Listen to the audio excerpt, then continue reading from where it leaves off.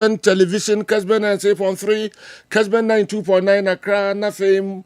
Pimp my monitor program no DSTV channel 364, Go TV channel near 121.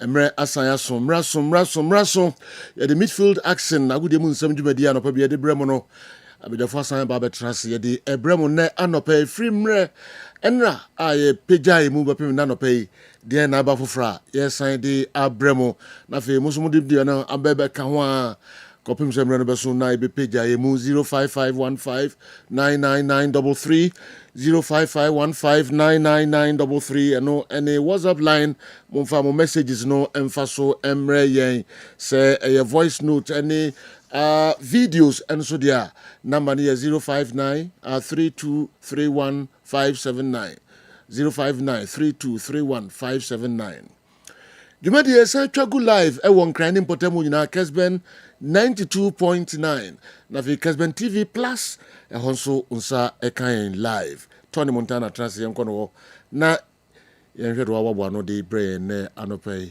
enra Champions League games a twagu ye nsembe na pipi free mu e bai ni nyina no wabo no krankra de e brain na Europa matches enso e bekoso odini nyina na fi news ahodo free clubs in the countries no ni federations ahodo oboboni na no odi bre yen yebetwam Africa AFCON bosumia ewomi yi eye kwesede be yi na otwe na eshase Morocco bosumia yi that also do nu ba kompepe AFCON no eshase countries no asese dodo no ano de omo final list no eba bonten latest one for Africa stories kakra ewa ha ni nyina no yebobo no id bremo Abu Mohammed wahwe groups A and B and wahwe group C metre AFCON group C Egypt, South Africa, Angola and afi Zimbabwe and Abu Mohammed ebehwe omo debi eno no wahwe wadin kan ahwesa group no group B and group C and Abu Mohammed ono so ebehwe no ene nti enya botre kakra oba ni nyina no obobo no ode breyen Tony Montana transi yen hwe do obobo no kakra de breyen enra match course future stars right yeah omo ene Kumasi Asante Kotoko ejoso na sa match no enso ebaso Nigeria, Tunisia, Uganda and afi Tanzania omo ene wo group C Nigeria, Tunisia, Uganda, Tanzania ho our man behwesa group no and the other African stories about no the Black Galaxies na me adma ochina no be free omamu do many at South Africa omne Bafana match twato Bafana bebo ansa no mawura Morocco omne ye Galaxies no hun sensem kakra ewa ha clubs no news kakra ma ni nyina no ya bobo no de bremo de na pese de ba ma sense number no so ebiom 0551599933 fa also o messages no bra na yenhwe nondu abapa hosima baako Tony Godfather they can hear audio me da CP award winner ye ma tie for ene hefo akwa bane ntu fan ye hwensem a ekoso onkolfo ekros ye England championship no Ghana nka beka say division 1 annual league matches outdoor 8 eba so Jordan Ayew enra o share penalty goal e ma Leicester City enra mo take 2-goal lead now eventually o mo saranda ye e ma game no kowie etipankun 2-2 abra o mo ene Bristol City e de eboni enti enra penalty na ebeto ho e ma Leicester City obenya penalty a Jordan ejiremu nkwande a ono a anabebo won penalty bopa enra wa message to goalkeeper limpo atotwene ne third goal of the season e ban league na na mo hwen e wo Kessben television so enra wo mo ebo draw enra henso yenya aye Isakuso no so assist e ma Leicester City enya draw e wo game a mu hwe e wo Kessben television so ye ko Champions League Madodenra o masadi awoho se de ma nkoye kura omo she Barcelona e wo Clasico games aka ni nyina no ida se omebo draw e mu a na omo wini baako de aka ne de enkugo nko a omo last 8 games omo fail some be wini 6 times ene ma nkoye omo last 2 home games omo lose to Celta Vigo and then Enra to Man City Enra Madrid share first goal City ebeteka eshomu 2-1 na players are all draw in same period atujwa Raul Asensio Madrid mo defender or say first goal na Aurelio share no corner kick no ohun infringement bi Man City players no foul no Thibaut Courtois Bernardo Silva koso ne nsa ne nyina achi no referee o ma goal no enso agina ye ne mum kwafo ka say players no empese Javi Bestie o mo pese sacking manager no o se no kura bi anim o mo kita o mo 100% support for the coach or saying we go with Javi to the death. Not just say kwapem say owuo mu omon support coach no enra na omon samfata say omon ebelusu match no Thibaut Courtois ekaye say omon edi omon full support my coach Jabi Alonso coach ne dey players no penasmo pa media no any others ana eka say internally any man ko ni mo gina park no so dey omon support ni na no call the ama manager Rodrigo Shegu onu kra dey okọ Jabi Alonso ho or say a more day for the coach enti sign or yen say obia actually support the ama manager no ye paul match no ye be say Jabi Alonso say the enti na Mbappe wa mobi Jabi Alonso hhm say Mbappe onya fit enunti na enra the entire game one sorry impo say wo ye warm up coach Jabi Alonso Kasai. Mbappe, he didn't warm up either. No, he was not in condition. If not, for sure we were not in a position to risk him for a more serious injury. But today he couldn't play. If not, for sure he would have been on the pitch. There is no. Finally, Mbappe, he didn't warm up either. No, he was not in condition. If not, for sure we were not in a position to risk him for a more serious injury. But today he couldn't play. If not, for sure he would have been on the pitch. There is no. Finally, Mbappe, he didn't warm up either. No, he was not in condition. If not, more serious injury, but today he couldn't play. If not, for sure he would have been on the pitch. Well, it has been a very intense game. I think that we know that we are going through mentally. Phil. Well, my focus is about the team for sure. You need to deal, but you can't. Control them. So as far as I can control, I don't pay that much attention. What I can control is my work with the team. How can I help the players? How can we prepare better for the next game? And this is not new situation in football for many coaches. So it's not a surprise. I am not new in this. But you say today's performance gives you credit to continue with your job. Well, we continue believing that we can do better, that we want to do better for sure. We are critic for sure because it has been some positives, but we can do better. Final Phil. Well, my focus is about the team for sure. We need to. As Blancos pressure no super name will cool down things wabra or grantee post match interview Jude Bellingham so kasaye enra after the game Bernabeu fans no boo players no huru omo at a point na omo hwese omo so wan notice name some Madrid fans no ASR omo sefata because omo tue sika kese pa omo used to win enti se nneema nkoyi a omo e every right to say omo be register omo displeasure mo bi enti Jude Bellingham. The whole team. Honestly, I didn't really notice it, to be fair. But like we're playing, fortunate enough to play for the biggest club in the world. They've seen the best players in the history. They've won the biggest trophies more than anyone else. They pay a lot of money to come and watch us. Pay a lot of money to come and support the team.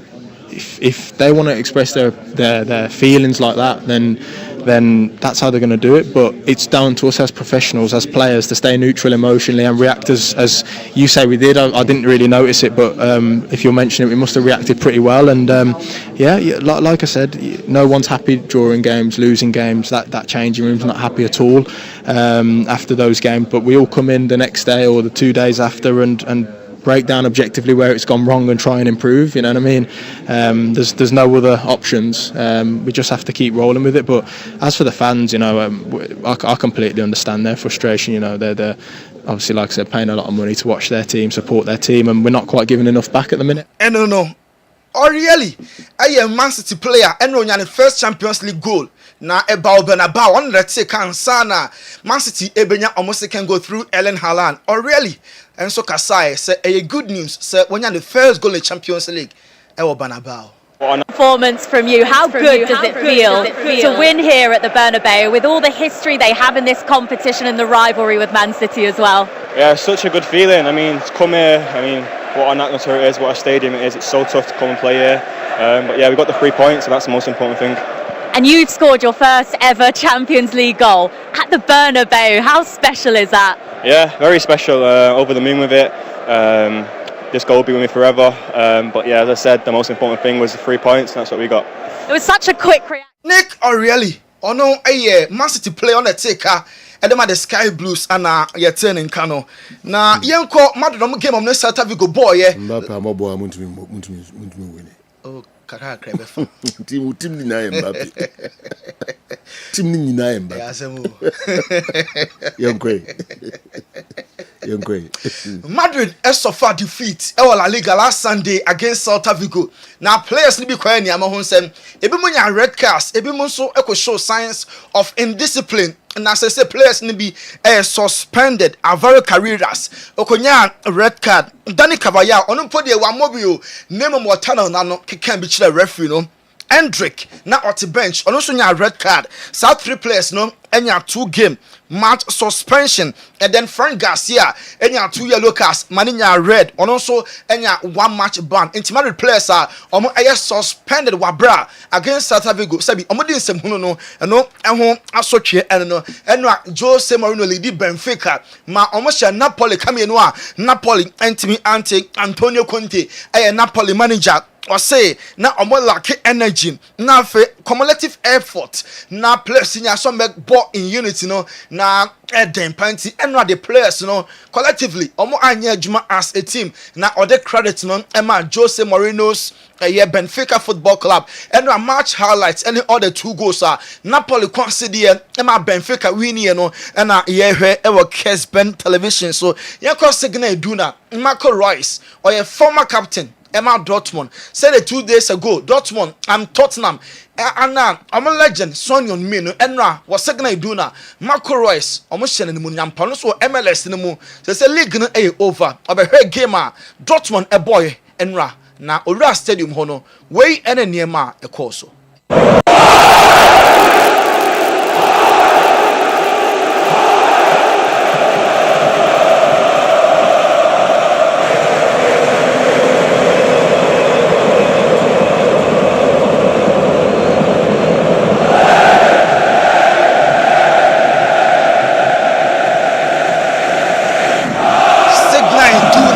Stadium where you and thought ball Chelsea.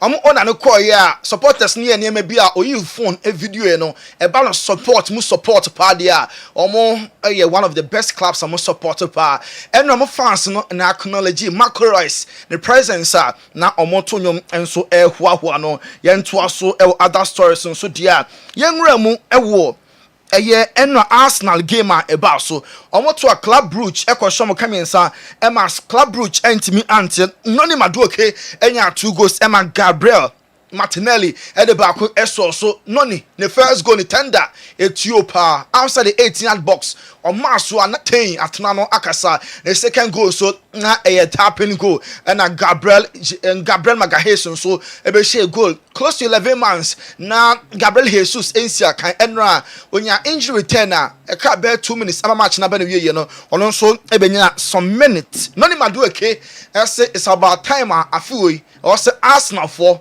winning trophies. I feel like we're fighting on all 4 fronts.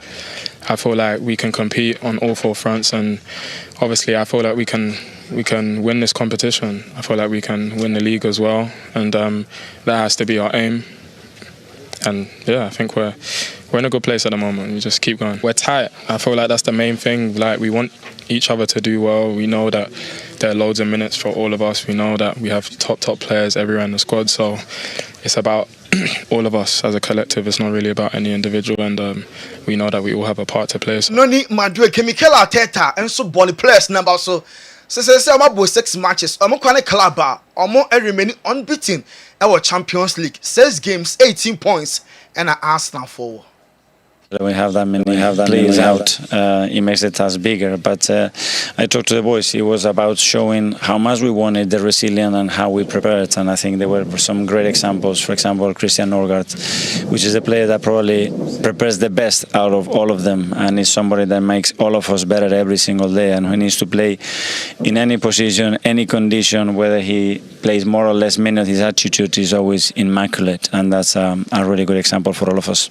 On more or less minutes, as 2 goal scorers today come in, show their worth again, it's going to make your job a little bit harder if they keep scoring. When you be a man, no, when the next game, Enra, when you have a chance, and then no take here, Arsenal share 3, and a manager no ball players Nina about Sianko Teki, Enra or Simon, Jumede ne boss no on the far best player ever Turkish almost Super League no Enra, but me hear how announcement in the choir and a near ma a toja el program nasi.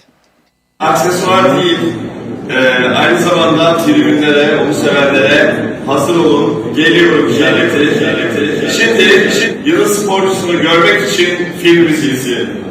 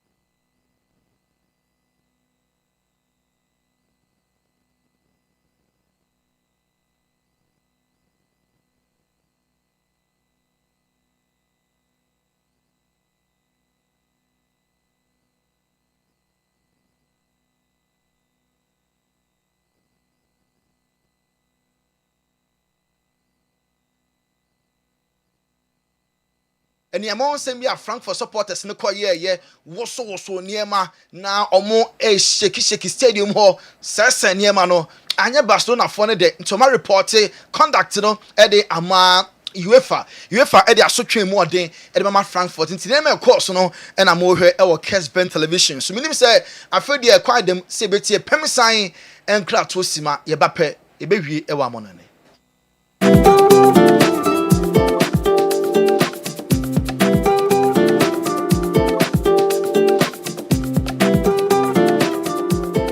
Abusia for ya mu bibia kwaba e de ba Pensign Company Limited so edmaku a wo Ghana ha wakofa aduro nwanwaso e de abadwa so a aduro no e ya nwanwade akese aduro ni din ne Semens Vital Herbal Mixture and Capsule aduro na ne mra na de agan no wudnam na oti agan a aduro e na mebe kanfo de amagana ni bia na se bibini bia se obenya bie na won so anonom na etimi aboa no sa everyone was so ka ho asemi Semens Vital Herbal Mixture and then the capsules no e yaduru a yaduma wontini mu eduru uyo obi a sabi o mema sem e da fom tinkaja bema ni ntimi man mu so kra bema ni ntimi mpega no ho uye bema sabi woni obehiem na sisia no waje mu a wonso eduru ye kanfo de amawo eduru yaduru a ebeboa ma wontini na tinya so regina so ebe mamoja de pusa ne wo bema ni mama bema na tinya so regina so ye na watimi abo adwuma na ama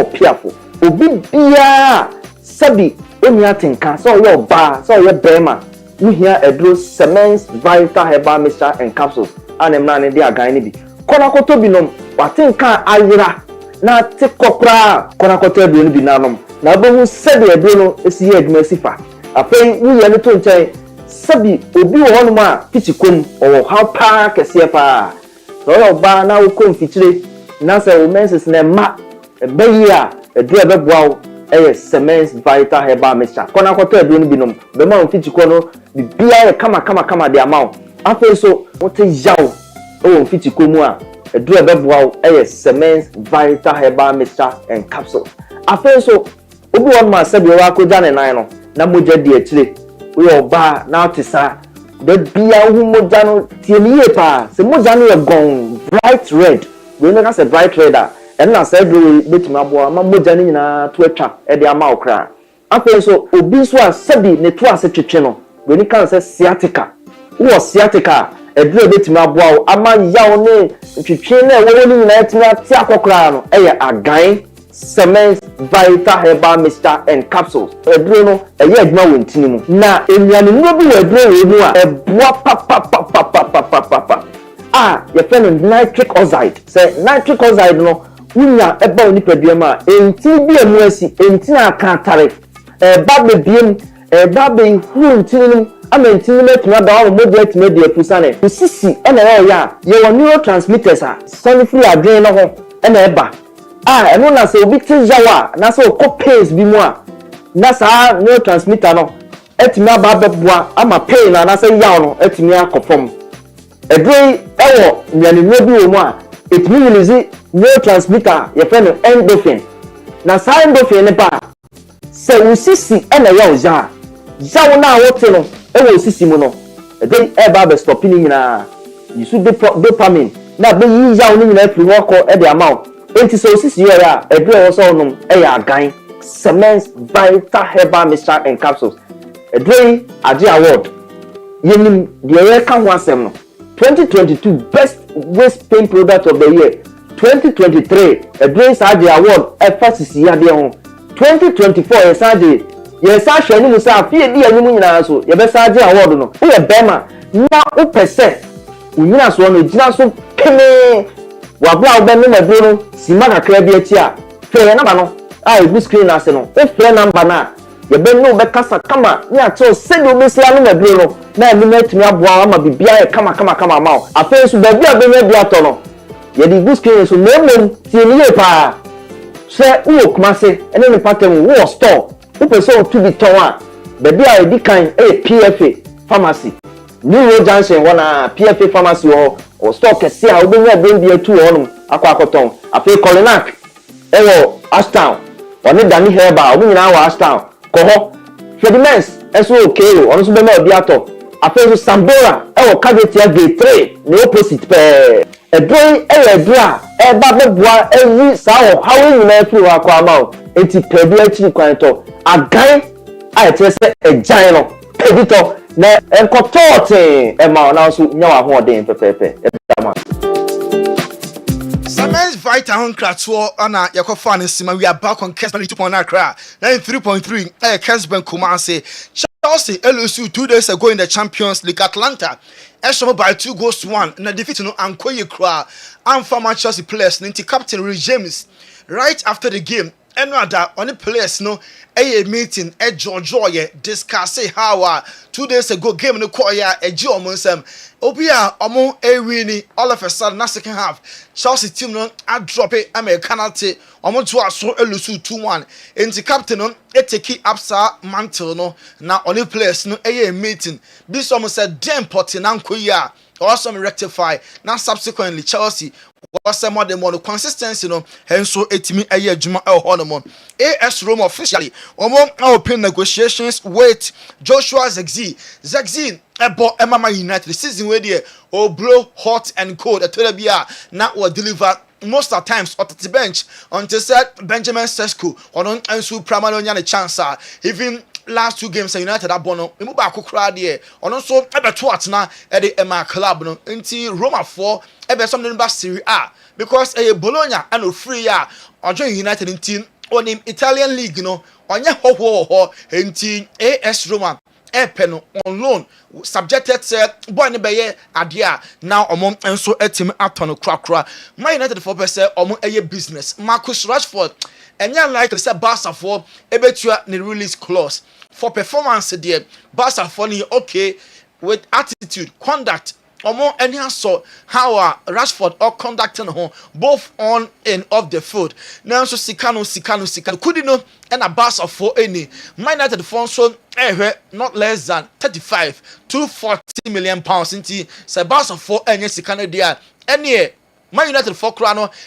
Bradley Bakola on a ball Edema PSG into a swap deal now 2 players no I exchange clubs now for Barrel Alam and I say omo etimi ede Radford akọ PSG na fe omo so ahwe say omo so ebetimi enya PSG omo enso a player no Bradley Bakola so we sina kan emfa emomo say Marcus Rashford obet stay e Barca na player na de enedum so be stay then so say Man United for no ebeti ase na say sika no omo age no ene boachi ne din player na de ono de on person obe free Barca person or spend ni yes no e Barca for omo enso aso eye na enrada game e course so in the Champions League no na afi hu Steve Gerrard say all commenting on Mo Salah or say Mo Salah or a world class player the oye no entwa ye de one patch na Liverpool for and accepting the back momientie Steve Gerrard. I think someone who's connected to the club, got a lot of respect for the club and the players and the hierarchy there. What I tried to do on the show is try and get a bit of common sense and pour a bit of cold water on the situation. We all know that he's done this explosive interview. He said a couple of lines within the interview that are wrong, and I think he needs to apologise for that. And I hope that Virgil van Dijk, as his captain, as his leader, will help, put that together. I've been in that situation myself. The reality is, as a Liverpool fan now, is Mohamed Salah is a world-class footballer and he's Liverpool's best goal scorer. He helped win a league last year. We can't all have short memory. World-class player or a Liverpool best player. Last year play role in my Liverpool G League. No, see your far the ball in channel. Salah apologise here and now for Juano and so I see Ivan Toney. And you're likely said January Premier League clubs now pedal no be free Saudi Arabia. They saw Bob Emma Ali or Saudi League, Ivan Toney January radio, and you're likely so between a jar Saudi League about the English Premier League. I ask any Tommy Yasu, former Arsenal player now, or a free agent, no, I ask for and no cassa said a bear obey me Abysina kind Eddie Amom Godford Aroma, call 4 close to Semino, Yenfencia. Yedi Ebesiha Nafi. Ya twaso ama atifo ene ahwefo Kessben television Kessben 93.3 92.9 Accra. I don't understand the club Real Madrid mentality on defeat. Anytime they lose a game, they try to blame the referee or officiating. Yesterday the result will have been worse for Madrid, but Courtois once again made unbelievable saves. Okay, yesterday I didn't hear you talk about FIFA President Infantino and his current problem. He's been summoned to FIFA Ethics Committee for his decision to honor President Trump with Peace Prize. The reason is that he is politicizing football by creating an award that never existed in FIFA books. What's your view on this? Kofi Edway if you broadcast in Accra. Na we and many other messages among about and also yet me ahwe de amamo yeko otwa heba na nana ba atrase enen bedin komo afa otwa herbal powder nana seboko nana ba ohene ba nana ba ohene ba say ya de kro nana ba oh papa yo ohene oh okay nice and oba nankesi pj mukakrama Sergio yes Ejanisiwa wa ena obeba. All right, into it. Sergio mamena wasi wa kwenya sonkwa dia mame ene dress ni die anu enye easy cry THB. Yeah, THB there nemo mutumi ayo yase. Me bana me monitor on Facebook. Okay, THB. Yes. Nemo mo wono e ko de intimi nko friends e kumase nyina kra. Yeah. and to be Kumasi and Tomba. No rush shop for Kutobi. Why? Ejawu. Seju, I mean, I was see and Eddie. Me boss on Krebi or this me come bunti and neka 1 minute ade me sign na me nyada je na me nyama no the for woman yeah na fa fra time no anti eka 1 minute anu ama me sign me sere obi hia me Sergio ba me na wase ado peso emfanchie mu ode Emfree Divine Hope Herbal Center ya so ye ewo Kumase Macro abusua kru junction the whole Kumase abrosan mu eho na Divine Hope Herbal Center ye butuo na ye ne yakofa adura ya to din se otwea herbal powder Otwea herbal powder na otwea herbal powder nubina haban nuane nyuro ene ya yam ni mohumohu powdered form ene ya package ni kama sei na eye ade a egum no ahosuo no eye green anase color no eye green ena egum eduro enya nwono saa so na enka opemfo entimi num bi saa so na o ma kwada no fo a untimi num ye duro yi bi unya mfie dumienu woso untimi num eduro yi bi na obi bisa se hwan ene ye etwase wonom otwea heba pada ni bi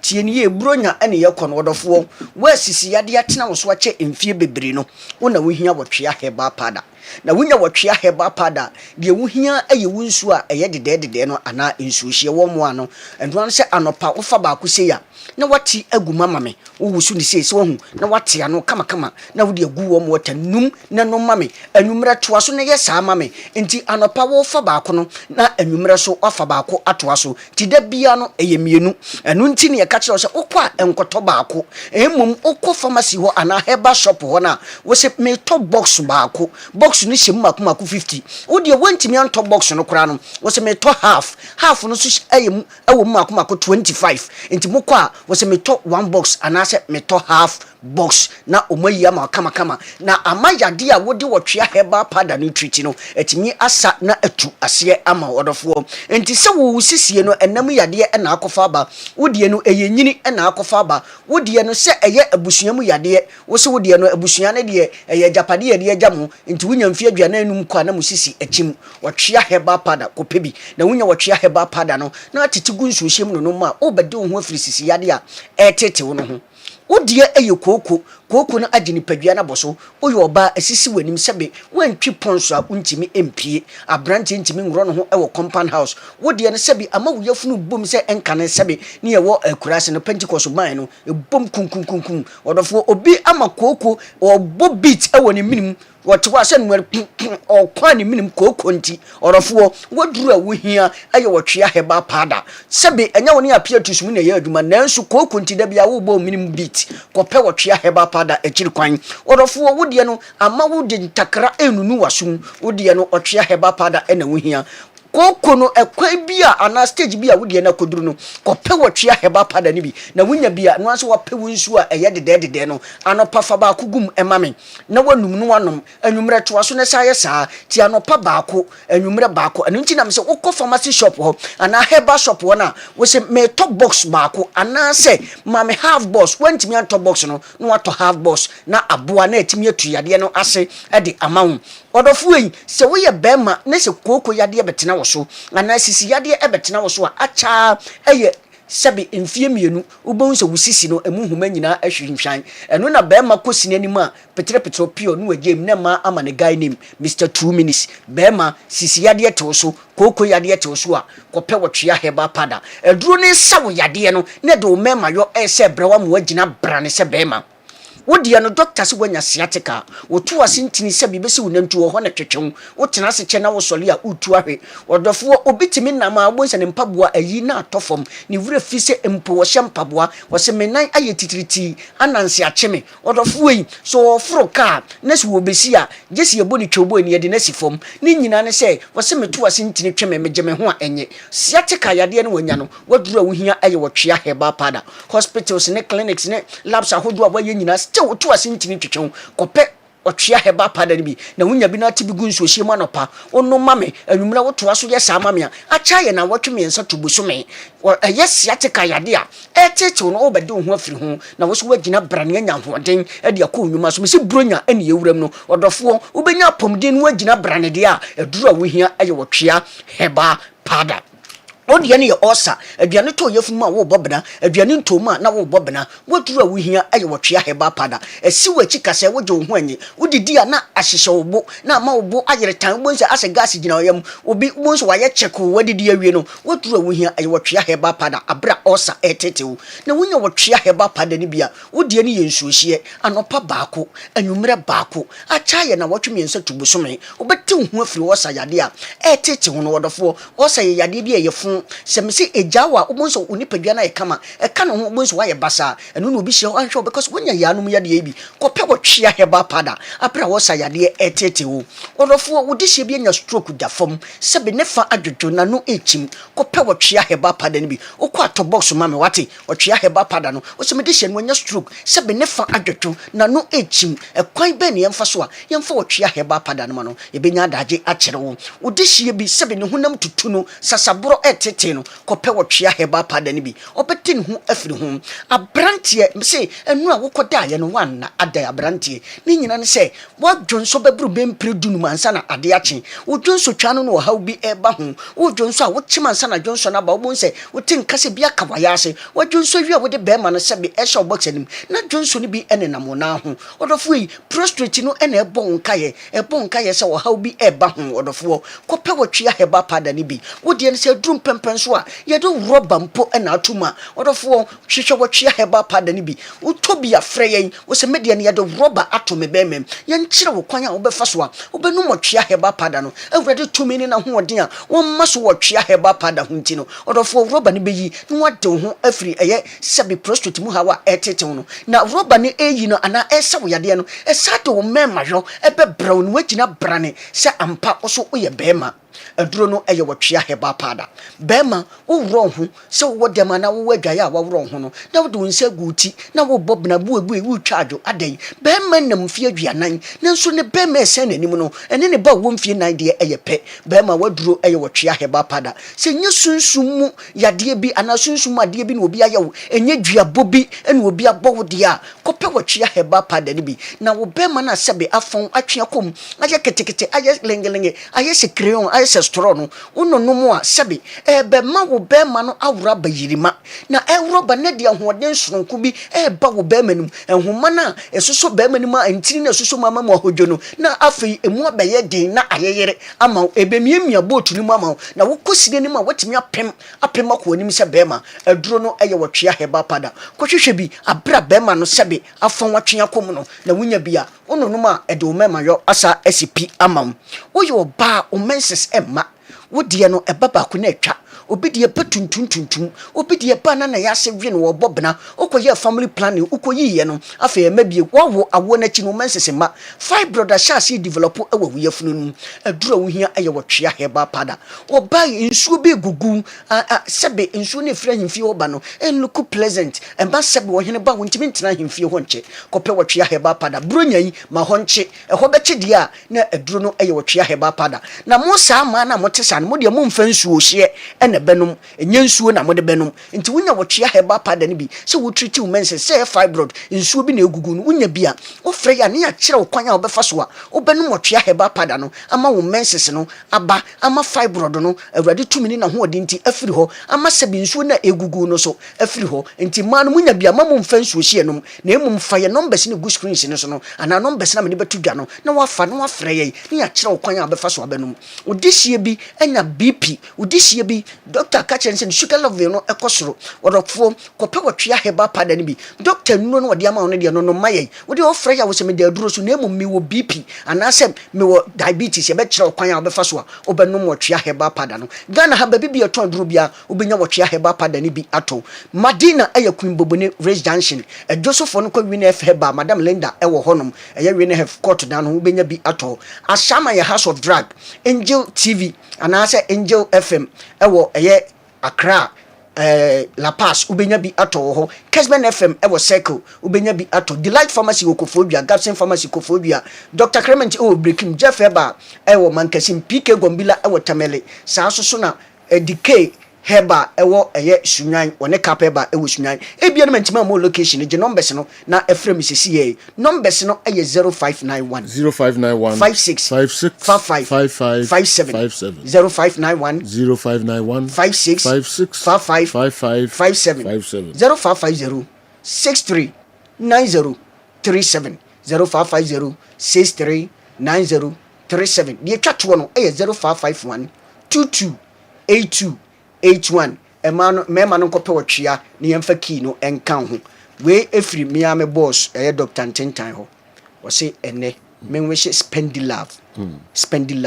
or chronom spendi love owusu chronom ya me da se fa no to so ma me spendi love baby awu bia me boss se men kan tro say happy glorious birthday spendi love nyankopon shira na onya wo kese pa Ntintan ya oba me pa chwa Ntintan ina me friend Ntintan ya wo se nyezano de Dr. J Dr. Ntentan se no na me kan wo be hu no okay se man kan hu the margin Ntintan na to Dr. J okay anti spendi love here Dr. Ntintan J ne friend nadamfu pa okay nadamfu pa a very good girl okay a very good girl nice. What do you say? Okay. We're no crowd to Zubo. Yeah, we are pass. Playing now we should spend love. Happy birthday. Tintan no. Okay, Okwametiano. Ochia Herbal. Se Janesiwa wa ana obeba. Yate ohineba enka. Munkope bi ento na ebeboa mo ye. Papa Kessben television. Kessben 3.3, Kessben 92.9. Afei meko na makofa Gentleman Dental clinic enkrato kakra na fe gasto mixture enso kakra bi efru ha bejafo betrans na fe ya foreign stories no ya basisi ya okwa baba Gentleman Dental clinic ejumadi ayidi ane se yebesiesie wosen na yabo wosen ho ban ama wonum enso ate anase wosen animonyam so afa na ntuma pa efura Gentleman Dental se oba ye clinic wa enema bibiri na yeye efa nipa wosen ho ene wonum oba Gentleman Dental yeye consultation and examination services problem ben na ekoso how ben na ekoso wonum na fi wachire anamo a ewose utufa ho na itimi eboa afi yesan eye cleaning services oba ye profession no na ye friend is killing and polishing se ebia enema bi ahyehyehye esen mu se bi okasa itimi mapampan ene ade eba mu oba hwa itimi ewohoro wonum eyi saa enema ne nyina edi free esen ase esen tibia na asesa no esan fa ne ntoma pa edi fra obi wo hɔ na tokuro ato ne semu anase ne se no eso ebubu anase wanya fracture esen ankasa ebu eno itimi eye failing enso so na ye dia mawo anase ebi nso so na obi wo hɔ wabase ne se no watena se ama esen ase opese otu ne se no eno nso so ye frɛ no extraction oba ye extraction service eno so ye betu oseno edi amawo afi ebi wo nso na ne se no wanya missing teeth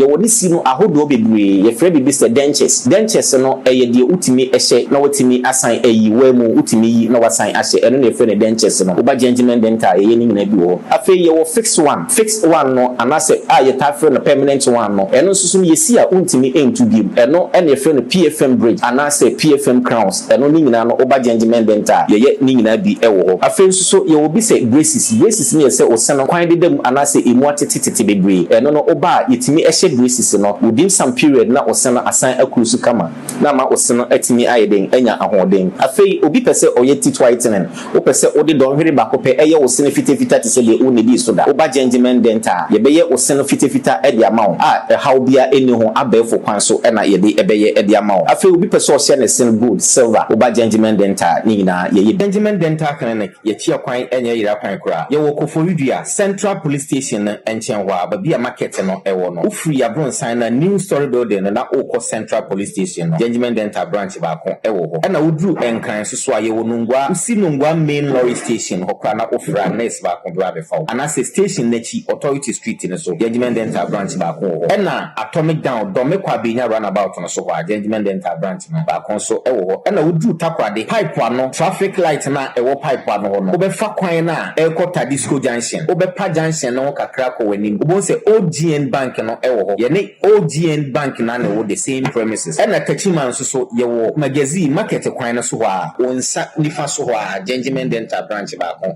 ewo ho anase opposite AY Ahmed na odru Kumasi Abrepo junction total filling station wa traffic light na anihwe G runabout no free total filling station na yabon sign no na edi ho direct opposite to the Methodist school ho na Gentleman Dental ye wo Tamalin so ye wo Tishigu ufri yabron san na oko MTN main office yene Tamale post office na edi anywhere ye adwuma free eda joada kopem eda memeda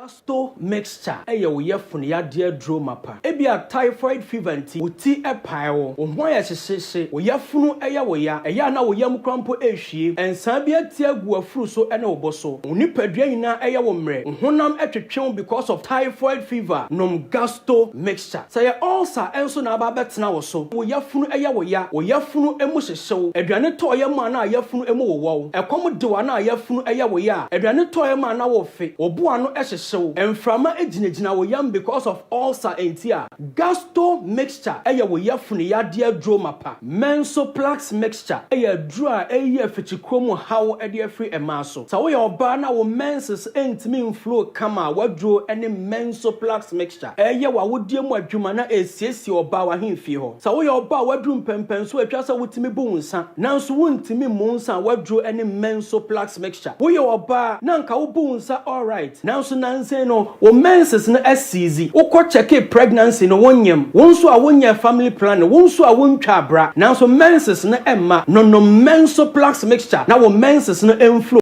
kama why your family planning wo your family planning no edum pempen so bia wajai family planning no wo hwe ani mu se nka wo menses no beba na nka watimi afa afuro nanso wa hwe ani mu a menses no emma no mensoplax mixture na entimi emu ama menses no enflow kama wo bu nsa ya na yaw ewo mu ana wadro any mensoplax mixture prostaplax mixture eye adru a eyi dwonso mu haw ede afri emerima so wo ye bema no wayase eye wo ya no wayase kaw wayase twwa wadro eye prostaplax mixture wo dwonso a ya wote yaw ewo wo bema mu eye na wo bema emu edwo wo bema mu ekekawo a wadro any prostaplax mixture eye na ensuo bi fri wo bema mu eba eno so a enya dwonso wonso a wo dwonso ntentem sope ya wo ye bema wo bu koda anadwo a enane ya ne deno ana dwonso edeno obesori adwonso empre bebre ansa na ade ache bema okoko gina wo se wo dwonso a edi enmre kakra ansa na dwonso no ahya ase se eba no wonhwehwe prostaplax mixture echa kwan na wonnonom na entumi enyi sa wo ha no emfamfri no so na wonso so a wo ye bema wo bema mu aye mre no wonya prostaplax mixture ibi na wonnonom a ebeyi sa wo ha no afri so akọ ententem so pa eni kwan se bema okoko gina wo se wo dwonso a wo chimpi ansa na dwonso na ba eni ntimi sraw sa wo dwonso na sa wo chimpi ansa na dwonso no aba woni padua na ebo kokoso wo haw bi ya ba ni padua ni mo entempa wonya prostaplax mixture ibi na wonnonom ebeyi sa wo haw no afri so akọ ententem so pa obu on ma dwonso no kra wo dwonso no emeye dwonso no ba sa dwonso no ani aha dwonso no ba te se pipe a etwa meso wonya prostaplax mixture ibi na wonnonom ebeboa wo ayi sa wo haw no afri so akọ ententem so pa na meso wo pa adroi dodo atu a frɛ number 0248 77 88 99 0248 77 88 99.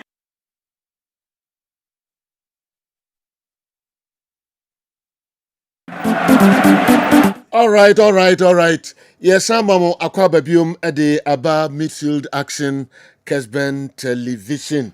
The four transfer matches no emuka kanra. UEFA Champions League games of course no kakra titru Real Madrid with Mbappe City etwa mo beneba okosho mo kamienu mo timu bakon Andy em say the amanfo ka honsema no den kofo eka honsem sisi pa enso no Madrid ye be show na stories bi o wansana o de eno edi animu osiamo akon na anyway, good morning, Joe. I feel sad for Real Madrid and Chelsea after they use all their strength as if they were playing the final World Cup game to beat Barcelona. Look at their performance after beating us. Everything is going through for them. Uni penny beko na uwidim. Okay, until also the Abba and no check a table no. Na have a Chelsea, then have a Barcelona, and so at that Barcelona no samwako. Take me be Basa e da na be Chelsea nso da na san fa na message for breme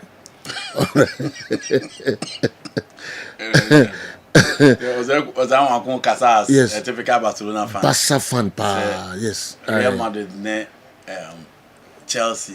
We share 3-1, we share 2-1. Yeah. After that, things are not well. Yeah. Okay. Okay. I don't understand the club Real Madrid mentality on defeat. Anytime they lose a game, they try to blame the referee or officiating. Yesterday, the result will have been worse for Madrid, but for Courtois, he once again made unbelievable saves. Okay. Yensha Hokakra, Andy. But, you know, I've not read it anywhere that Clement Tepen is the reason why Real Madrid lost yesterday. Okay. Maybe our fans on social media and our platforms, various platforms. Yeah. Okay. Because social media there. But to from an Adric Bisiano page. Okay. Mentio baby, Real Madrid fans, they were whistles at the Bernabeu. They were disappointed with the performance of their players. Vini failed to step up. Until there were whistles for Vini at the Bernabeu. The fans were not happy with him. But maintained baby, I say because you know Real Madrid against Manchester City. Chanye Zlavko Vincent, Anye Simon Moseniak, Anye Edvard Kovac. Obviously, Clement Tepen. And on to a demand to be the engineer. And a dear no yeah, Obekase on the reasons why Madrid lost. No, inti Nyanhu be Pep Guardiola game no, or make sure say. In the first place, obe making sure say obe my guys or making a crab with team. International team no Nico Gonzalez, Bernardo Silva, Phil Foden, Ryan Shawky, Doku on the left, and Obo Ellen Holland up front. Sarge substitution no yeah any players or the buy. Enti o making sure say obe taking advantage of the weakness in the Madrid team. And so Madrid a team na one. E wo musa first half na Jude je ball na na je na wo tru go je ball na na je but in totality so shit Man City team na omo nyina kra ball na omo ye comfortable e chai Madrid for no and omo say who say in the absence of Trent and then Dani Carvajal e was so omo exploited the weakness of omo right back because Fede Valverde just a makeshift on a natural right back. And General look at Doku yesterday. He was just unplayable. The only difference in they say, or the ball not or inefficient. There was no overload on the right to stop Eye Doku. Look at Ryan Shawky. Even look Chetama Savio, a crab bonimo. Game no more ball, tactically Pep was on top. Or make sure so bebo guys or movie crab no.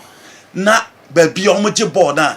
Omo timi feel comfortable no more push Madrid because Madrid don't person also omo ade ba akwa was oye no. And you know even that Madrid so bad strongly individually not collectively because also omo finfin na due to J-ball na transitive very well. Vini tries to buy 1-2 but there was always overload on the left. Shinipa mako you know what they Shinipa have a good the left side oh. Baby I will go cross the ball.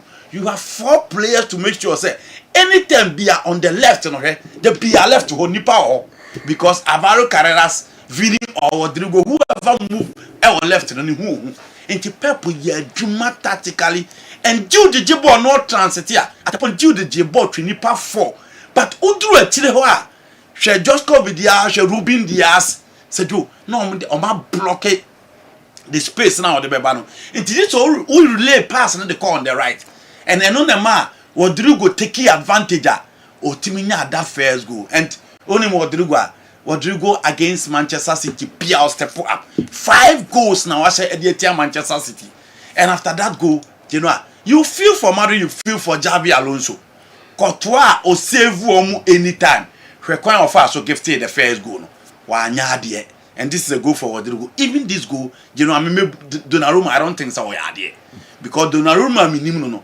Na me expect say boy obetin aye be per the angle na Rodrigo dey back. Yeah. But when Timi anya hohwe. And Rodrigo so Timi na the first goal. And then Courtois for me on also when Timi anya there for this goal, the Courtois that I know. And after this goal, share a coin of fast to save Madrid in that situation. And you know, footballers and sometimes until almost Rudiger at this level, can experience, share the quality. That's you know commit such error with elementary error. And or give to Manchester City another second goal. So clearly 2 goals now by enough for City who say a individual error from the Madrid team and I said, you etimi a gift here, but you give it to Man City. In the second half, they defended very well. And then I make a chance Franco say, "I'm ready." Pep Guardiola pan and the only pro mu a obokanta. And who say that is the way to go. And what when you chance share Inter Milan, Manchester City in the Champions League final na ordinal. Sahasta na no de call ye. When you go there, you sit back and you defend in your own half. And fortunately for him, he had those two guys at the back and plus the midfielder. Omotimi blockade the Real Madrid attack. Omotimi and a second goal. Xavi Alonso a mistake in my opinion in terms of the substitution. Baby, I know the other goal ever no a game near Hendrick.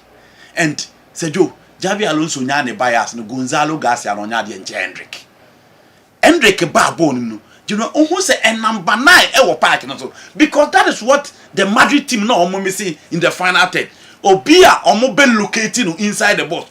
Obia obeye shooter. Obia odi ball beto atrem. And only ade na omo miss inside the area. And Hendrick ba no or did that presence ne momo hwe ball no head man see ba so nti no ne ade na omo like so for me the presence of Gule na Madrid and lucky creativity because Jude was giving that to them but they no omo like no Obia no be a productive affront now I the focal point and some of the Hendrick ba mti general Madrid for me Manchester City won the tactical battle and they were just efficient the opportunities about we no Oman say na omo etimi share Erling Haaland for his number of goals incredible say do Erling Haaland number of goals no show Champions League so Odyssey akọ be ba beside Cristiano ho he strikers aba omo game no onya flamboyant and I'm say apart from scoring the goal but say do or make sure say the be born or the better attempt it was a game a good game all right but you give it to Manchester City so I'm winning by the tactical battle I don't think say no game in the call any day Real Madrid can blame Kessben Tepen Sunday the reason why they were defeated. The chances Vinicius Jr. missed yesterday. Will your crew agree with me that is sabotaging Xabi Alonso? Solomon, Ghana Military Academy Accra, and the message we and so every all right, Goviamako some Madrid players claim that there was pushing in Man City area and that they should have had a penalty as well, and the officiating wasn't fair. I'm surprised Andy hasn't heard that. Any Madrid player criticizing the officiating official. Okay. I've read the interview of Vinny, I've read Jude, I've read Rodrigo. None of them mentioned referee in any of their interview. Oh, okay. Do you want Oman ne protest be pushing be penalty? You know, on the field of play, they say players react. So those things happen. But after the game, so be could blame we say referee na ma share and I'm saying no there. Mean TB. On the field of play, there was one ball, I forgotten one player, a Man City player. A born inside players in a Russian referee to major, but one year. On no born a natural position. But after the game there, we can't baby I say almost it. I said it and I'll repeat it again. Real Madrid is indeed struggling.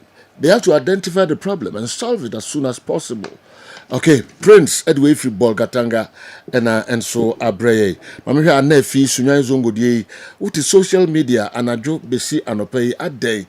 Which na Franco Naro tell him for me. Now I also say Mbappe is Madrid and Madrid is Mbappe. And if they also the Abba I don't know whether Mbappe Madrid in Madrid. Omo Mokasa Armidim the only Omo Ebeka. Osho goes in the demand. Yeah. But how does Mbappe becomes Madrid without him Madrid? Tamana Vini knew Rodrigo more body champions league. Okan now. You can now. You can now. But they've been game Madrid without Mbappe now. So Omalu now Mokbo against Liverpool he was there, they lost it. Omobo against ATM he was there, they lost it. Omobo against Celta Vigo he was there. Indeed, you know, how do you justify that? Okay. Dr. Franco Naro. General, I'm for one a day. Me sure so ni andi. Mena no. No so me misa andi man. Sir. Me dey me tapa. Because who na come baba attack. Yeah. Mr. Opa sending a message 2 a.m. or better reply instantly. Narrow. Ready? Only Andy. 135 be.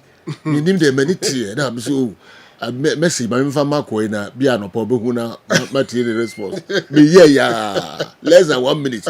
Now, or the response I'm reading. Say, what? Then I go through fee.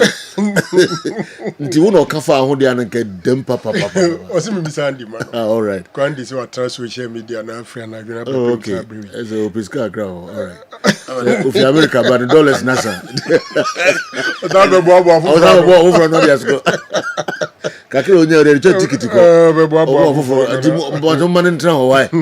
Ope dollar coins kakira ngra bia boabo no ako. All right. Genough two issues. Obika Mbappe is Madrid and Madrid is Mbappe. Onye far from right. That statement, as a trainer said, that player is their star boy. He's the life warrior of the team. On a team, no deal, it depends on him. So far, in terms of source of goals for Madrid, Mbappe has 9 goals in the Champions League. Who is the closest? Who knew be a man baby? First, no say or no Vinny and Jude, who is really the star boy. But she said they are so clear. The star player for Madrid is Kylian Mbappe. And I'm so much convinced in that game. No, the story could have been different. Look, this Man City team, they are not playing so well. They are not so extraordinary. I say so mutimiko Benabao, Ekokoshe Real Madrid. Madrid team near average. Me sure says a talking point in terms of officiating could be 2 issues.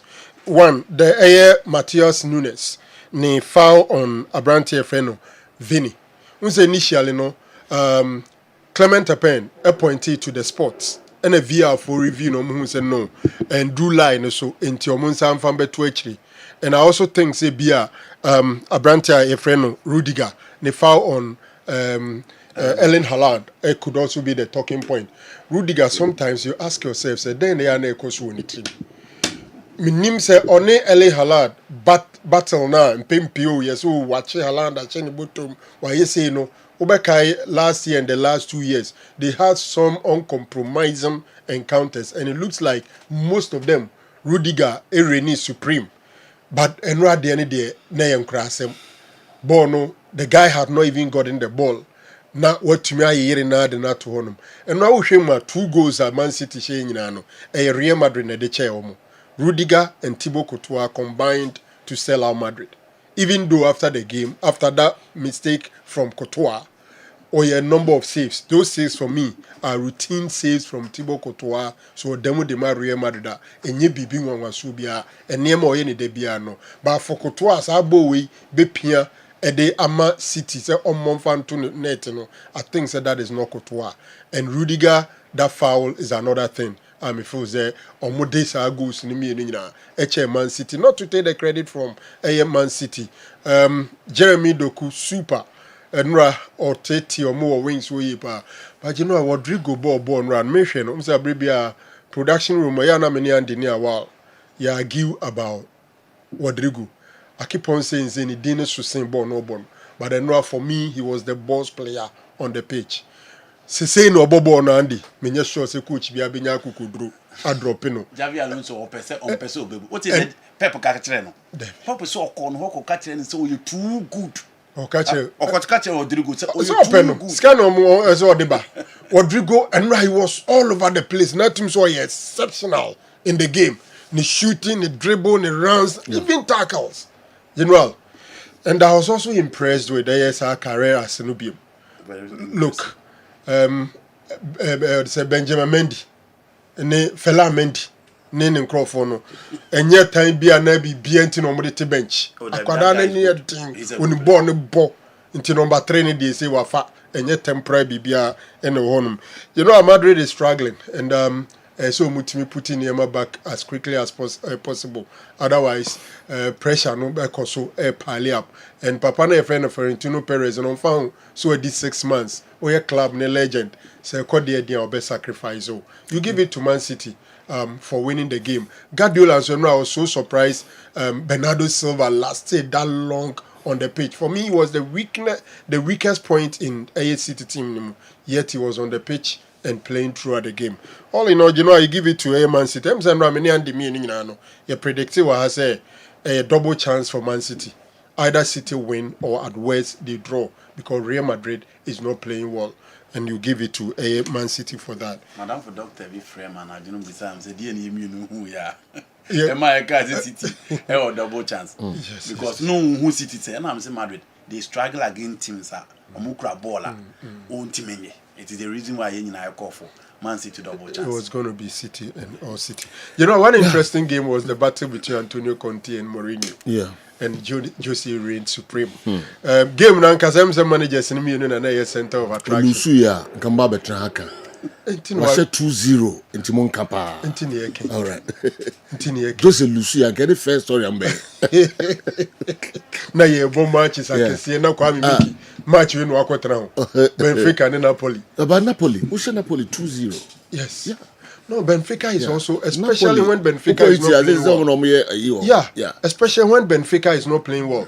Benfica struggle. In the Champions League near day. And to beat Napoli by 2-0, general, you give it to Jose. We not say like we mutatis or something, taking credit about how he lined up. But Antonio Conte abaso second in ban a 3-back there we are say onuna enimbo. You know, I want to give it to Jose for beating this Napoli side 2-0 there. I think is a good performance. Napoli is playing well, but I think Jose did it, and we have to give him. Let me expect PSG so much more winning Athletic. Yeah, you know, Enra. Who are what doubts about Unai Simon Biano, Sanko Martin Bill? One say, okay, the Arsenal goalkeeper, go out there for Arsenal. Until a lot of people believe, we say, no, this is the time to change Unai Simon in the Spanish national team. But said, and it was PSG attack against Unai Simon. But Pia Bradley Bakola Bo Bia would be any sort of one out to no cream. But Pia, I shall look at this one. But Pia cream. Baby, I would born in Befebia.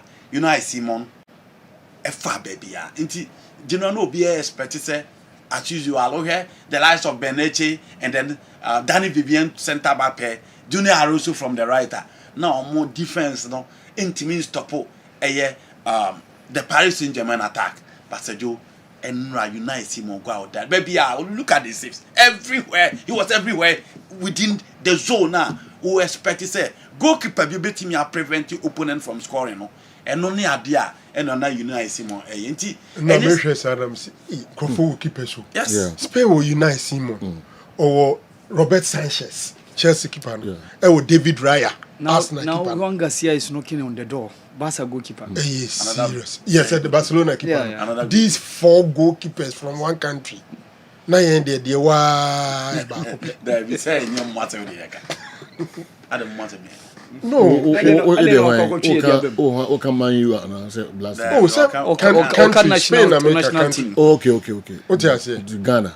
Spain, Omo Barcelona keeper Garcia. Omo Arsenal goalkeeper David Raya. Omo Chelsea keeper. You see, was our 4 Robert Sanchez. And he can unite Simon 4. Not the why Benjamin Asari. Okay, in England. No, sir, I think it's in.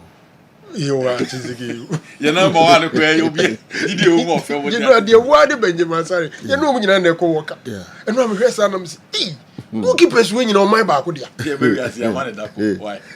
I'm boy, I am Debia. General, walk up here, no reality, boy. Because I know I'm sure you now Simon saves now, you know. And they may come out, my dream says, David Raya should be Spain's number 1. But then no, I'm sure you now Simon saves now, you know.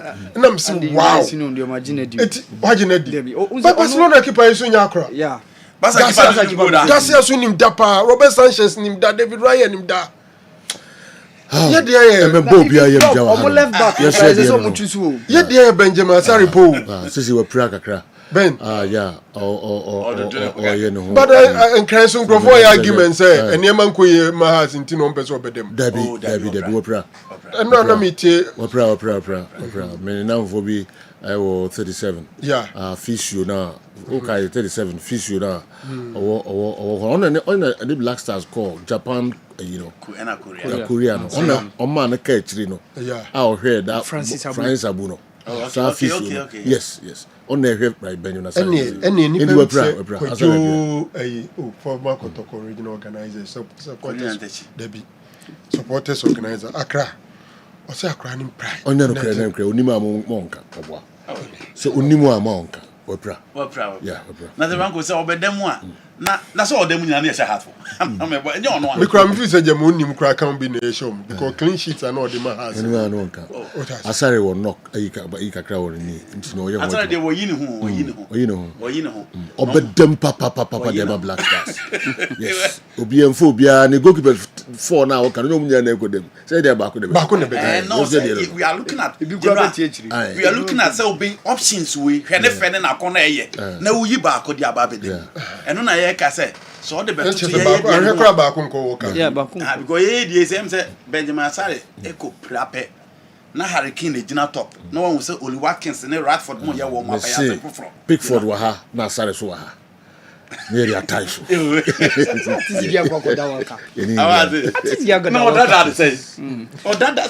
World Cup no dey yeah I want to tell the bia yet on ya say ye nyina Sergio ye ko World Cup ye ko World Cup ni bebre nji o dey enti Sergio you know how say me say enti na mo gidie wo Asare mo form sa Ghana for okay the enti nipa bebre gino I hear for na yes ade no gino nyo bia the reality level na ye kono and I hear materials na ye presented and ye hear competitors Livakovic for Croatia Jordan Pickford for England ye ntimi mfa Asare nkototo but I'm saying that England ye bo with Hurricane wa top Bukayo Saka on left Radford wa ha warm up on here Oli Watkins Anthony Gordon and Phil Foden ne go Palmer mo na eba eni ezemu enye dwuma ketwa general asema make enye dwuma ketwa attack na he hands be organizing defense in here debut obeti organize nkosi aga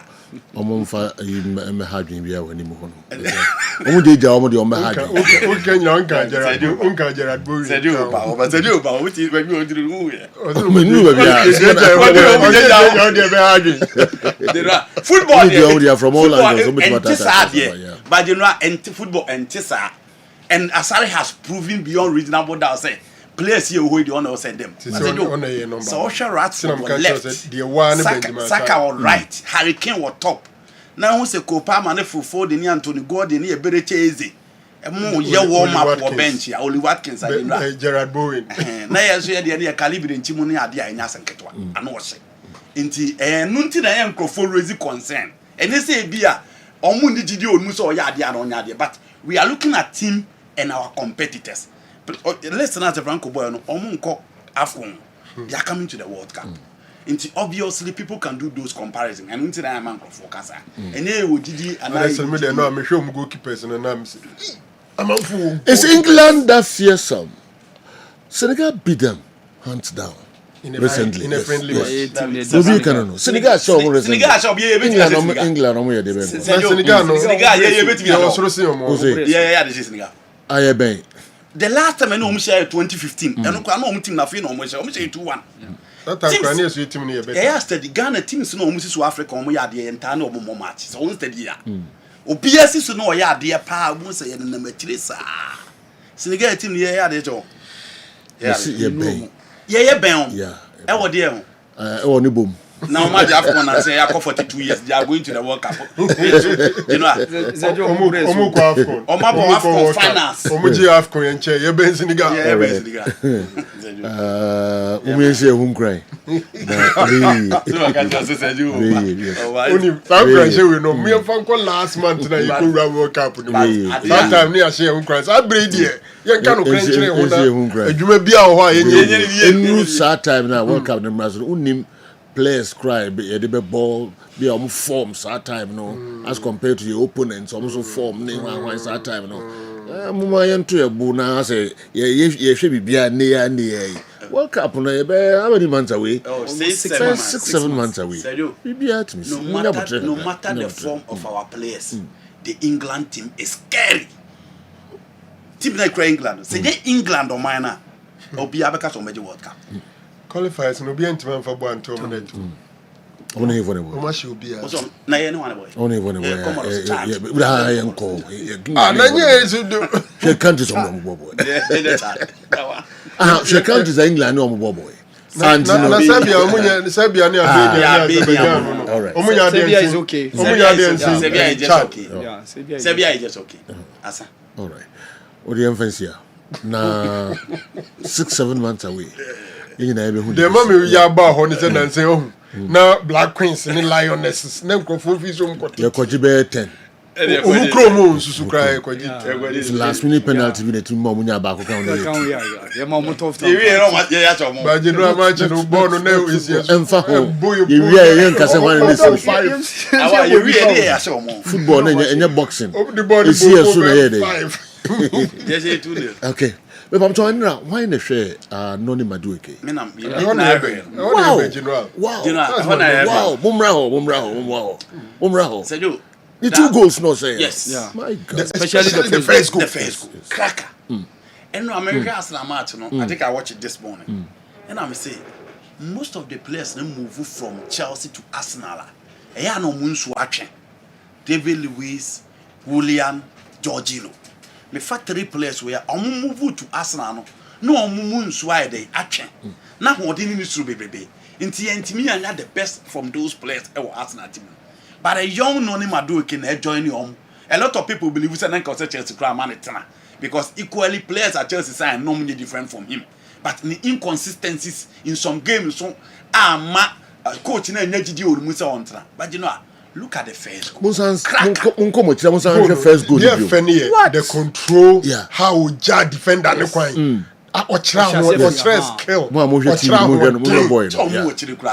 Stankovic no yi dika wo je omo achiri kwa. Mo boy na Obasta na support is omo mpeno no. 52 million omo say omo mpeno. Komo ko part at Achinari. Yes. You know. Solid. The first goal was spot on and no game no omo boy and apart from the goal now on the Arsenal play Martinelli goal and so as well. Yeah. We Madueke dey no free wa. Martinelli goal and so from April yi second free game ni mo baby o place ball to me.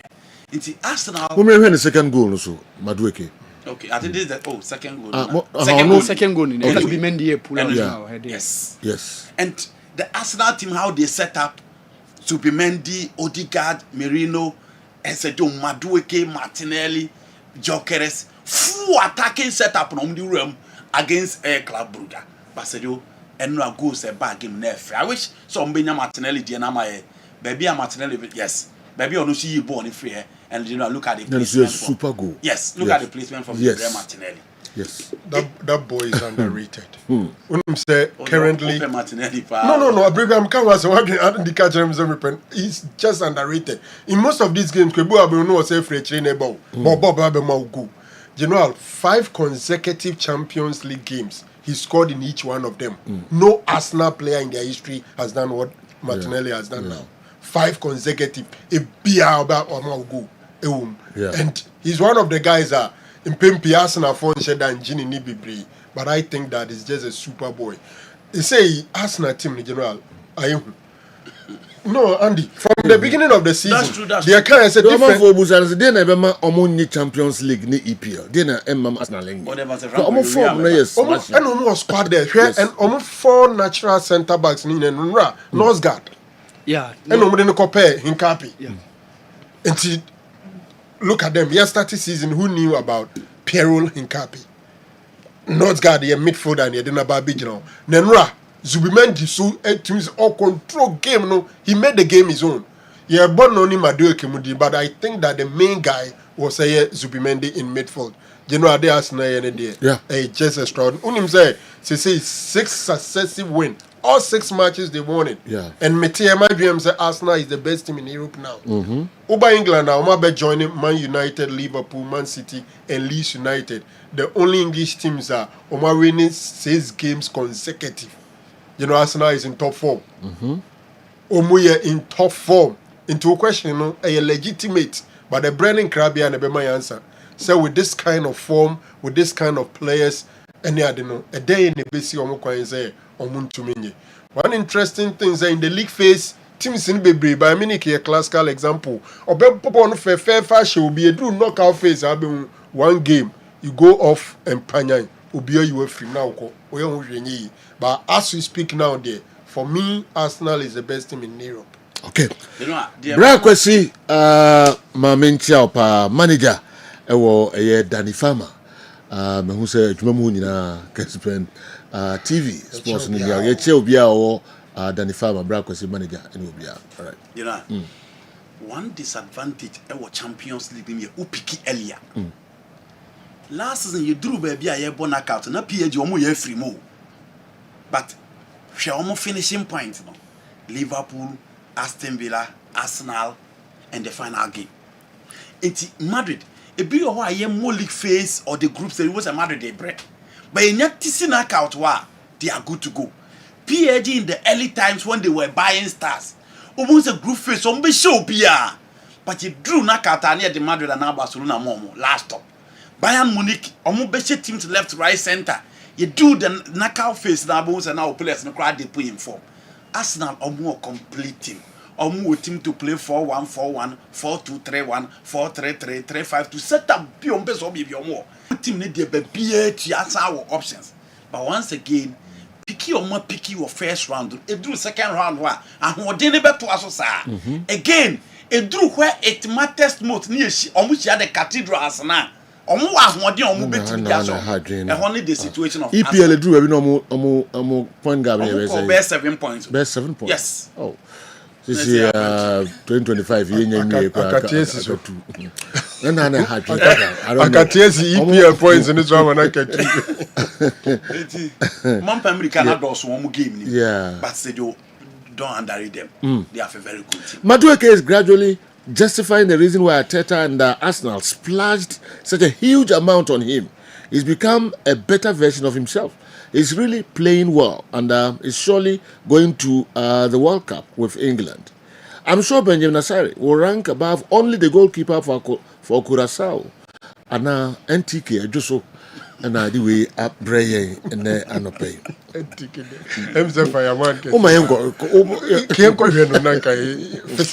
Oh, here the news as a sofu, say as a father. But Curacao for now, Mukanesan. Weekend in a Michia and Crawford free Amsterdam by.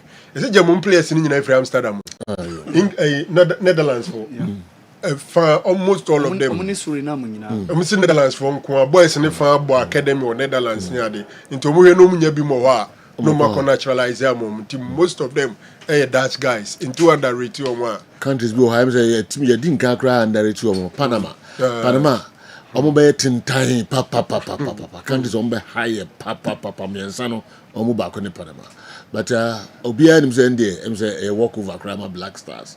But I'm marking over Ghana Panama. You know, all the games is difficult, but so Russia now England and the Upo Panama Nije. So be now not our neighbor face. Of course. Your group we AI it is 2014 Diana. Germany, Portugal. No be him say be US. But you see US no almost say any German for no be him so be say no draw. Yeah. And I used to buy a Portugal say. Okay. Panama will be difficult, but you know, when you have England and Croatia, because Panama no, England and Croatia say a match na Croatia, England in the first two, you know, and Kamudi say your hopes of qualifying the Bafre. Okay. Sergio Kra unyano futise obo Panama. Your first game say call World Cup in a win win. Oh, they generally use Sergio Germany 2006 yes Italy. Compare the other first Sergio Germany 2006 yes Italy. Ewo South Africa, Serbia yes or so Panama. Compare squad na this Italy. Sergio any squad me say you share Italy now can country na ewu compare squad na they go share first Italy countries in world Germany 2006 no oh say squad no they compare squad we yeah as you say same squad my Martinez yes yes no but say awale opponent not in team opponent he's comparing our opponents in the previous one but doc and he's saying the Panama is the weakest. That's strong. I agree. Yes. Me so can say a match where for me disagree. But can say your first opponent yes when they weakest there. When they weakest no because Serbia 2010 Sergio any boy USA so say countries na dey Ghana kusi original squad wey na the weakest. Yeah, squad we. And they the weakest. Of all squads now. Yeah, fair no so twice way.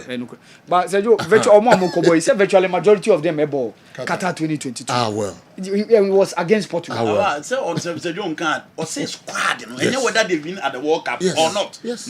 Our player A can be at Qatar and the same player A will be in US, but you can still compare player A when he was Qatar and now.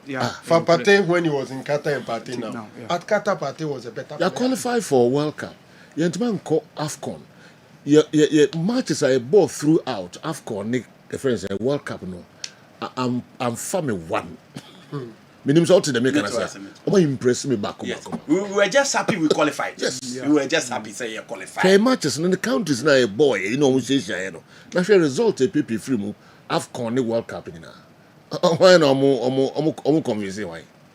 You qualify for World Cup all right. So Suji hon say na Qatar na if friend say Germany 2006, for South Africa 2010. Now here squads na dey call you know. Na for compare we. You say you can say you walk over Panama. The Obanya the baby. Panama.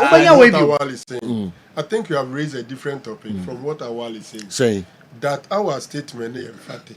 Your first opponents in Panama is the weakness in our 5 World Cups. That's true. Until the man ya dream ko say and be a walkover or something. You know that's a team in Panama no at par. And they said you that say Brazil say you most me FIFA first World Cup ranking number. Some you 30th, you 70 something. Yeah, no cranny eka. Debut. Almost at and then as you see now ba o nyanto what you treat you say Harry Kane mo Watkins mo Rashford mo and they know you crash. Then you want Jimmy Naja you say home crash. It team no but Unyani say Okobo first game against Panama. That's how some way minimum some of them nya ho and Popebia Gianni Infantino. Yeah. Oh. Only Donald Trump, you know. So issues, is being raised, but I don't think so officially. FIFA Ethics Committee, Afrino. Menya message, I don't know information. As the FIFA's Ethics Committee has been asked to investigate President Gianni Infantino, claiming he broke the governing body rules on political neutrality in relation to United States President Donald Trump. Infantino awarded Trump with the inaugural FIFA Peace Prize at the 2026 World Cup draw in Washington, D.C. last week, and has also done social media posts and interviews in support of the 79-year-old. Human rights campaign group Fair Square has written a letter of complaint which BBC Sport has seen alleging Infantino has committed 4 clear breaches of FIFA's neutrality rules. Okay, Intina and also the air coroner. Group, what is the name? Fair Square. Yeah, the Fair Square Human Rights. Yes. On say a month for Bekaya, you World Cup draw. You answer FIFA president. Awarded a American President Donald Trump with a Peace Prize award. And then the concern from this human rights group, and they say FIFA, one of our more prime policies, and they say they should stay neutral when it comes to political elements and politics. And the FIFA and Kasan one or more about Omumre Amuno Mujumedimuno, Omun Nibi or a friend Peace Prize, a dema politicians. Into that thing is a non-existent one, and Ura friend Infantino, Akoyebi.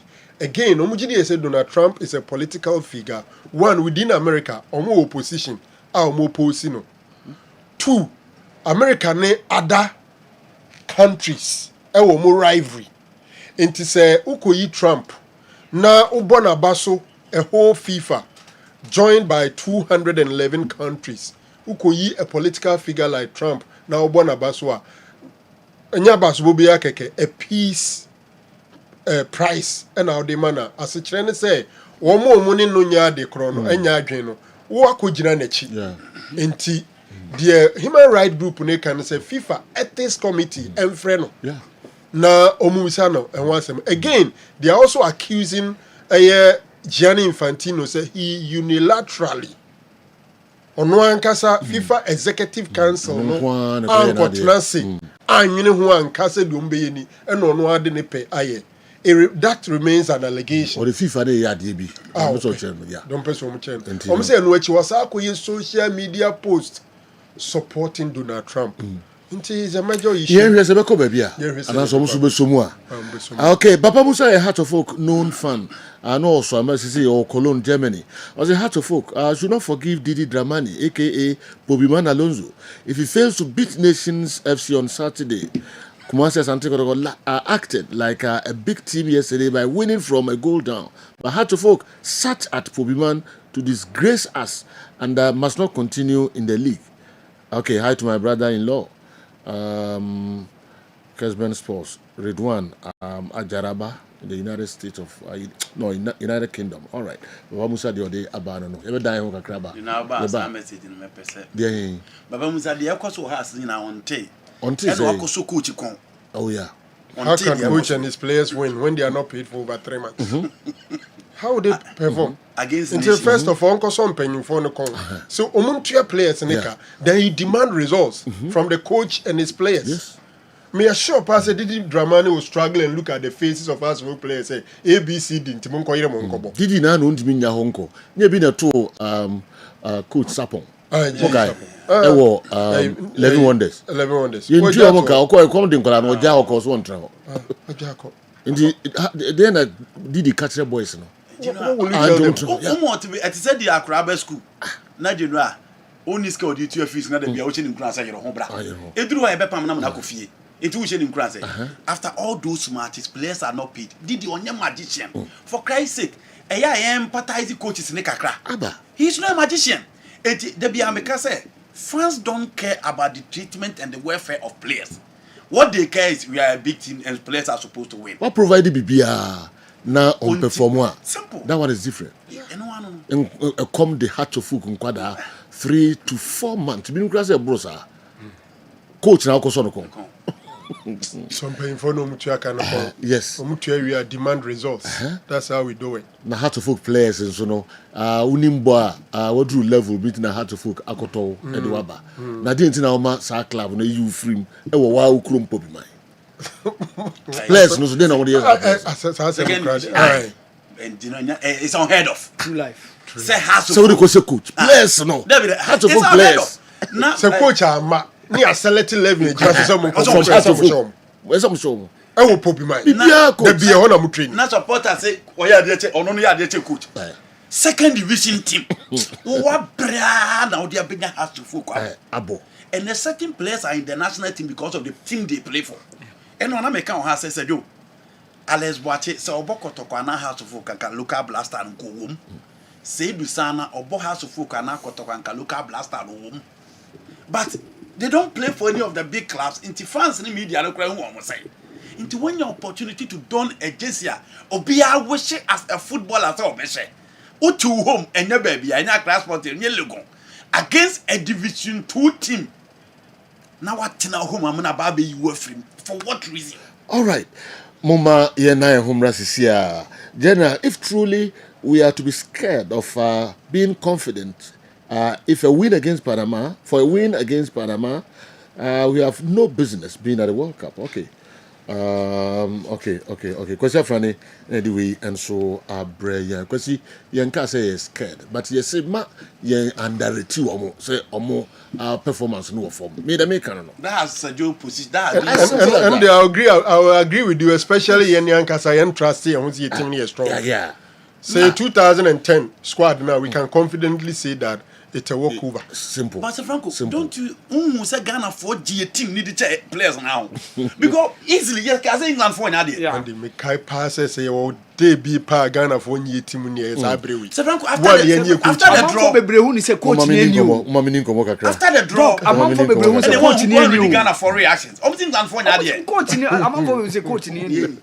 Momininko Moka Krabba, Nafi Ababe Twaso de Mama Awa Mohammed. If I saw for Mama O'Helan's never group C. Group C, okay. Yeah, group C. Countries near Nigeria, Tunisia, Tanzania, Uganda. Okay. And of course, all African AFCON stories now. Okay. All right. Okay, Timiba, yebedi sa nkomo enso enyina.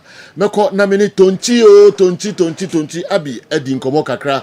Abo duba kwa pa osima eduasa mienu pepe Kessben television do. Talking of the positions of Barcelona and Chelsea on the table. Chelsea is 13th and Barca is 15th. But the bottom line is we are all in the 1/16th playoff stage. As it stands now. This makes no team better than the other. We are all on the same scale. But Chelsea fans make it seem as if they are better than Barcelona. Greetings to you all. Yes, Chelsea are better because the last game on board, Chelsea, 3-0. Simple cry. Chelsea could have bragging right.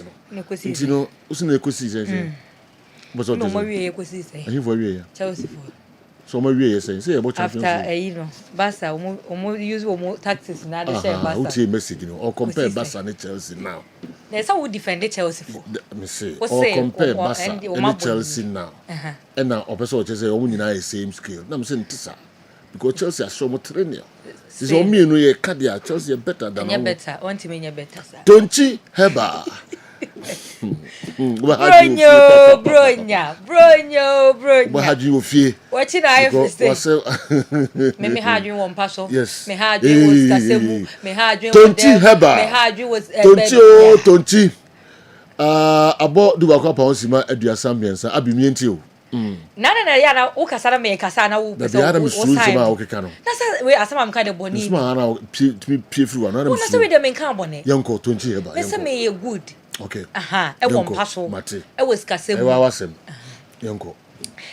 Bronya tonchi ememe nyina mpena matena sei mo hwe mitiri so atim se mitiri so ayese hyehye na hwe machin so a bronya na ne ahya ase nyame aye bi an woni ye na di ne ye ono ode ehye enwuma paase no ba bi ode abedru no waye bi e kasa ase danka ne din na meme nyina mpena metena se sei dia na me ba be kire mema ne ma pa e wo so omonom na Christmas yi omutimi ene ye di nhyiamu e wo mpa so eno ntina me sei se be ma se wo se wuntini mu asisi na se wuntimi emmo adwuma eye e wo mpa so oma oba na eho ensisi ne ho so eye paade a ene wadura wo hia eye tonchi eba capsules ye dro tonchi eba capsules eye habama na ye de aye eye nubna na ye de aye esanse ye nim de nubna eye ma mema ye nim edua so mfaso a eboa mema e wo mo mema semu wo ye be ma na sabi otafrache ontoshu ba no mepacho ahoden enima me kanfo edura ye freni tonchi eba capsules e de amaw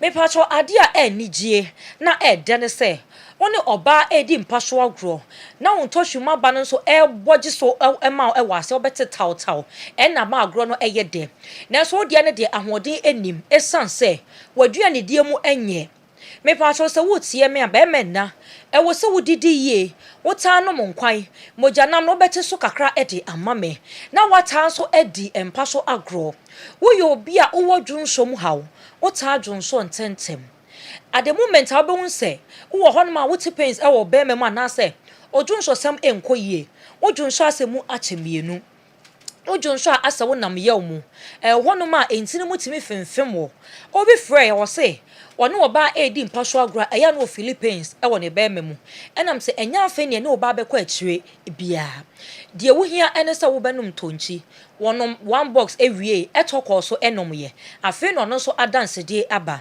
me be ka cho wo se obi anane papa enya ohaw owo stroke enso enunti ama odwonso a ohun na dwonso ni nyina eba eba ne sa on se unya prostate sake ma ya wi afoforo na so nya akonya eba beta ne padua no eso enunti prostate ene di kan eba ye ena stroke enso ede ne ho ebeji mu enti amada ne da ye bone pampers enunti obeto tonchini bi ema ne papa no pampers ne bo na ye why pampers no dwonso dodo na anka ye why pampers na adoso no abepem sabri ente sa afedie ne dwonso sam esisi so nkakra na nsabia na entimi keka na ho ne timi keka eno ntina me se ye dro na ye frani tonchi eba capsules no eboa biebie entininim se entinimu ebia moja enya akonya edi entini mo frusani eye na me baby ehia me eye mema ma ba de no eyade a ehia me pa se entini mu sia na se moja enya akonya eni afrusani ewo mu a eno na ade bo ani asese na ho adwojo enye se bia wo sane osese ye o na mom ono oba no edi mpasho agro no obon se prekope na ho adwojo enye se bia oba ni mood nu ma na se wankasa ni mood nu mummienu nyina mood na mo de ahia na ma agro no ayede na so prekope na ho adwojo esanse wuntini no ahoden enim enti na hoden eye moja eno ntimetu be ma biara afo se edura mema ne mpa ho eda eye edura ye freni tonchi eba capsules be ma bi kane no na so opeso no oba edi empasho agro eche eno nti enuro bi esisi nkwa ho a na akwa akoto na wanom se obusa papa no mo se kane no na de na na muti mu gina wo na so ye obeka cho se yedua se dura no pana se wo mu se wo papa edua hye na no o we said dua na wo purugu a o mini nso ni ko nipaduam o de pepa ne seso no na san so boa ma nintini so amode abamu ebiebie ntini ama moja di mo afusane eye eno ntikane no obi won ma wo wedua enu mu nsuo no obi nso dua na okwowo bia na se habama no de akekeduro kakra afra okoda anajo asebi otafra che na wachia ebeboni sisimu na yamama ibi afrin sisimu eno no maame di mpaso agro a obon sa ahenasa entafo na edidi so no esanse no mo de habama ayo mo ho adro eno ntam se nkototo adro bia won kwanchen ye adro we fdi ahwemaji atom se adro no eye na wona waji adro na atom so de dodo na emema se adro we eno na ebo mo ji o 3 point e won paso no edi twam me se abrochefo se awona ebaye no ombemafo e na efon me ka cho so obabie no man ani so adeketoa me amete adeketoa de mempe na obabie nso mpa adeketoa eno ntisa awone ba na se efon obema efon a me dofo no wada roma me mfa wachi ne mo mefo wanim amomu se mafa me fa wachi na abekasa mafo wachi mafa wanim eno nti wo ka no akasa mafo wanim eno nti metu mema nyina fo se me mema so mebo eno nti am se me ye mema nyina ajeje me ye mema nyina mpana ena me sanso ye mema nyina yere me bo sai che kakra ma bo wifi material kakra eno nti bibia minimu ye eno nti ameka twa mema se me be ma mu twedie mu ayeden me di mu asam ede amamo na adura wo se wonom eye adura fe ni tonchi eba capsules ye number no go TV no anim de obeya na se obefa ofon no aboye number doctor me wo ba bi sei ehefa na menya tonchi ni bi ato wo hwe me e wo TV no eso a number no eye 0553 0553 51 51 11 11 59 0553 0553 51 51 11 59 tonchi ememe kuramu sei twetwe wada roma so wo go so obenya adro ni bi ato o tepa obenya bi ato dade so aba akrodie anasa akrodie wo de obenya bi ato tema community 5 little george e wo honom me no mienu nyina wo kumase anem se ya me pacho edum pz asempa pharmacy owo edum pz ne shops ni nyina wo bowrama wo benya tonchi eba capsules ni bi ato edum pz asempa pharmacy tonchini nso egu asempa pharmacy ne boa nso te ewo fom ankasa watete so ebo ne wo fom eno nte dodo bia ne sika bi ekro bia betimi enya e de atotonchi no am seba ewo Abrepo Junction Santase taxi rank onom no am seba Abrepo Junction Santase taxi rank okwa obenya tonchi eba capsules ne bi ato me se wo de fa phone na boy number ne se doctor me wo ba bi sei ehefa na menya tonchi ne bi ato wo ye be ma sabi otafra che tokro bi a woko wura mu no amo akwa akonyo haw e wo honom enye tokro nko a bone mu nko na wura otimi nya sa haw no na mom ensuo dodo a ye dwarem obi won mo se me kwa kosreme ensuo no akwa akotomu enye ensuo ne nyina na ya na omudi mu ni obi won so a ensuo na wo dwarem sabi otafra che obi dwunso gum obi tinta so gum obi so krat me na obi di nsia wo nsuo nim me patro eba ne sana se bacteria bi ewo ma otimi contact na wo honom na nsansa bi ate egu be ma ho sade wo be ma ne sitie no utiti a enye ye enu nti wo pepusa enu nti na be ma bi timi pusa ne be ma na afon ayi fia te se wo yere ano ye mpe ye pedie mu oduo puduo atemu da esie mu a na abu ye nantem aduane na ten enu nti mesre mema nyina se wo nantem aba de ne de me patro show e wo se wo bo ho man e de maye oba betimi aye oba sima be ye oba mu a ye ka so oba ye oba mu a oba sima e ye be ma ho nsuo na siesie ne e ma ne ye oba sima eno nti be men na se wonum edura ye frɛ ne tonchi e ba capsules a eboa e ma ho nsuo na hoɔden e ba mu ho nsuo e ba bebree na sa hoɔden mu a e ye okwa obedi e be ba ketewa bi nso se wotimu se emu awa no se nya wo pe wa betimi anya miensa eno nti metu mema nyina fo se me se munhwe modidie mu eye na monum edura ye frɛ ne tonchi e ba capsules se wo pese wo ball prostate ho e ban ya me tu fo se na watch bia wantimi ne oba eni mpasho agro na enye 4 to 5 times na watch bia ene Thursday edu Thursday me so obi atofo amentie Thursday yentufo ye di ko weekends mo bia no betufo abetie yentufo Thursday futuo sha free Monday to Wednesday Thursday Friday Saturday Sunday yentufo eno ntimese be ma biara se wo pese wo ball prostate ho eban a no madro ye frɛ ne tonchi e ba capsules na ta di empasho agro ojo nso ntentem ojo nso emu pai mienu ojo nso a wo chem me pacho wuntini mu SCC wada roma usisi mu ayemre edro we beboa ma usisi mu aye den manpower edro papa adansedi a eba ho no aka wo wo approach afre ye de bi ebe mane wo me no mienu na tia no mafre ye be cho ba bia obenya tonchi ni bi ato asem performance edum PZ obenya bi ato am seba ewo Abrepo Junction Santase taxi rank no go so da de so abatepa sunwane ba bia wo bia wo de frɛ ye be cho ba bia obenya bi ato ye number no e 0553 51 11 59 0553 51 11 59 tonchi ememme kuramu sei twitwe ye mo bibiara fishiapa yankopon ya adwadase ne ye be sanso ehia nyame adomadase ne be sanso ehia abi ene etene nka no nsom wo nanum papa ne nsom a obragu ho no isabodenche enti ye beto aso life loud clear and unlimited Kessben 92.9 crying 3.3 Kessben Kumase ya the victory garlic ebe so say no we dey papa say amano for say they be omo friend ye say victory edro ni nkura ne din no e kire nkunim die self explanatory amenje bu nchiremu kakra me akọ aba ye de opening kese na what to say nyame adom na nso yehu adom me so ho ye pa ene die na de fra so ye de brain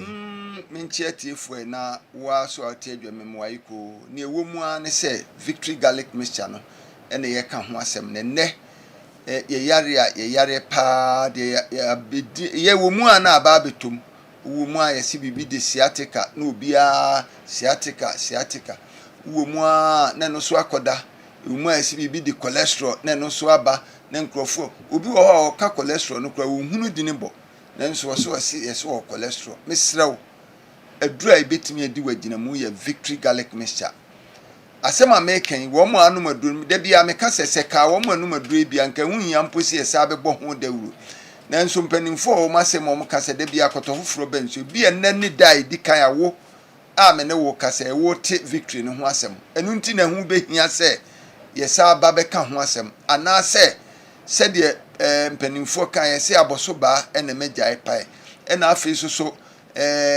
tonfo ba bi obo no pan no na chese ehu hia no pa esrawo wadura mekamfo ma ye victory garlic mixture dia nanse chiche ne nan ne nsa obi wo ho ye adwuma kakra bi anu abre na nakomai ebose peri mesrawo adura mekamfo ma ne victory garlic mixture obi nante kakra bi ana ne nan ache no to da bi agisi wode ne nsa eso ne to ase ana ne sre na ase no amia ne fe ansa na se obetimi anante a wanante adura mekamfo ma ye victory garlic mixture de wo mu ani se wuntin mu asisi a na ohunu sunsuan so etisa wuntin mu si a wo ye adwuma kakra bi a na wabre na wakoma ye bo peri wonam mpo a na wote so mekamfo victory ama se unya bi na wono no mu a sa wo hawa ye keka ho asem ni nyina be firi ho wuntin mu bebie ama se nante na wo nante a wo be content se bibi na wo ya wo de ahokeka ene beye obi wo ho a onam kura ase asoa ne no ma ono ekọ kura na ne wire fi se onam na ase ote sign echi mesrew me kamfo victory amount na unum bi a etimi asiesie wayi wo ha wati se anyina afiri ho enya no nko ema susu wo ha bebre oba so wo kunu so woni kunu bosome so na nim fiti kwa ama na aye ne so asem ne enti ati sanse se ne nyankopon bo wo nom no busumi bia so a esese oba ko mfikire na nim fikire no e kire se ampa wo mam nanso wo de busumi mienu miensa na mfiti ko no ema eba ne sa na akoye ohaw na de ya na ha adwin bebre ni se mfiti ko nta ama ubonse wafu na eye kese anase wa akura na wo ye kese bia wa wonte wo ho ase wona ma hu se no wa ye dududu wa ye peme wo ye ho hwe enye yi a me kamfo victory ama unya victory ni bi na ono no mu a se ansema ye kan nyina ubeyi na kwa se wo ye oba na ko mfikyira obehu se wa no no victory ni nti emfiti ko no ebeba kama ne ba so ani kama na momo wo de ye ka se si a unya no victory bi no uko mfikyira dakro na enu na atwa nansa na etwa obi wo kura nansa na ne nan a ye kan kura emayiye nanso se onya victory ni binum a ebeba kama obi num bi na oka na sem se wono de na ne nsa ene na ye titiriti ena na oso okwa akope bi anom nanso na be bosome miensa ekọ ne anim saa no na ne mfichi kọ ne mma onya victory ni binum ye no wo se de ye ne nwanwa ne se ne nsa na ye titiriti ne kọ ye kire no edu ni mfichi koso no jai wose ni moja ni yi ti se brebo na numu asem no wose yi ti se brebo na brebo no kura so na ani ye kokwa anka ha adwene wose na ye tum se kotal na ono no victory ni to aso no afa wose so odu mfichi koso a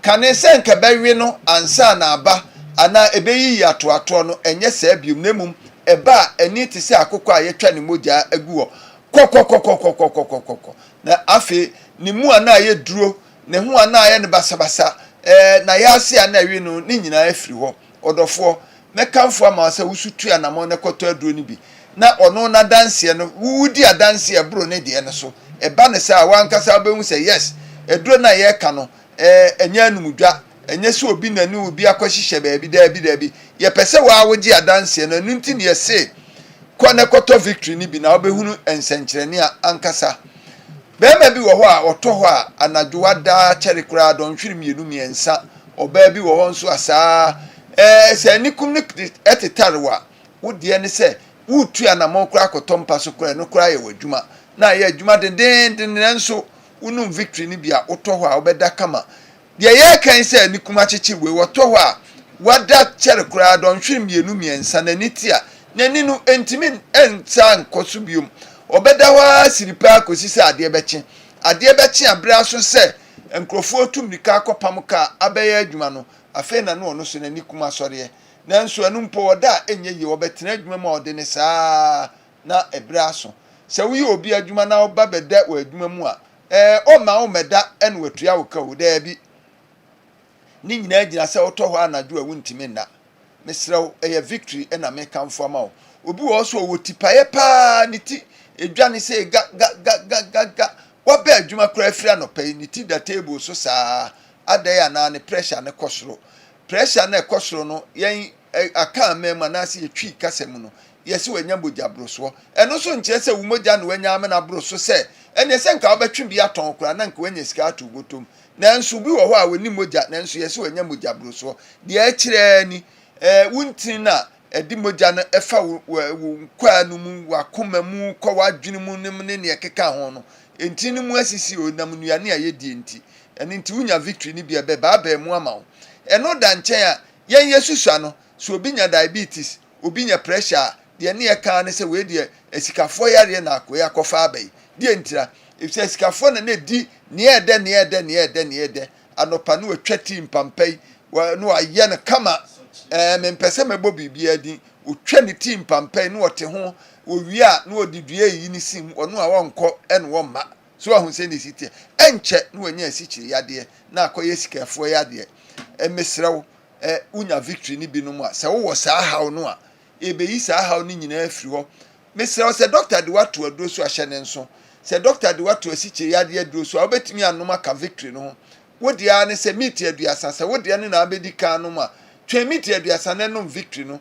se victory so na abetimi anom a unum di kan a no atwemiti aduasa no anom wodi no eni ho se de we de me yire fi ma no victory ni kan nti enya adwuma ebe adwuma pepepe se pressure so na ye de wato na duro so a wodi ane se unum victory no a miti aduasa no wanum waduro no so na abedi kan no miti aduasa no wanum victory no eno ano no se wo osa mesrew ye adi aduane emu oduro hye ne nso pa obi timi frɛ se moduro ni de ye na nso me osa ni ntime num amoa me kura mesrew wonum aduane wudi aduane emu oduro wie na anum gusu wo hɔ a aduane ne be absorb aduro no na nso be ye adwuma ma pepepepepepepepe ubo nso obenum aduru ba bi no ebi kura osa no ntene nka bi nipa bebre di adanse aba na nso ya na adanse na ede dodo ene nipa nyi nipa ni eni nti sa wo di adanse na ba ya na we di ebi kura nso wo ya anmi ni ba bia ye mpese ye di adanse na mpese wo so koto na wo di adanse wo mpotem a wo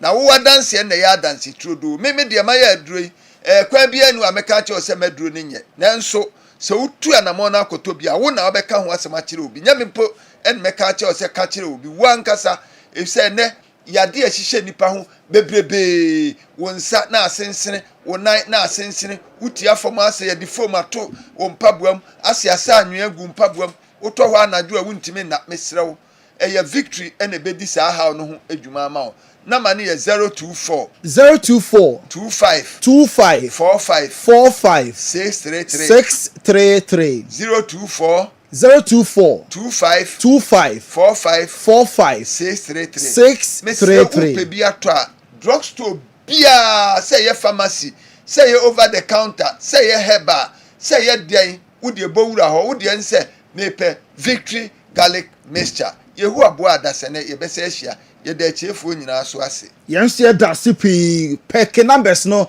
na eroli e Kessben television so victory garlic adro no eye adro pa say da manone fo no si fredi ho adanse ne de agye nyina yensem frefrefre sisi a na ekope adro ni bi enso eto awa Muhammad Hudu ba say Laka take over na afi atoa jumedi ni so awal enra omehwe group B Egypt, South Africa, Angola and Zimbabwe and ye group C Nigeria, Tunisia, Uganda and Tanzania ye dying ho ba ye bape say Laka etwaswa boss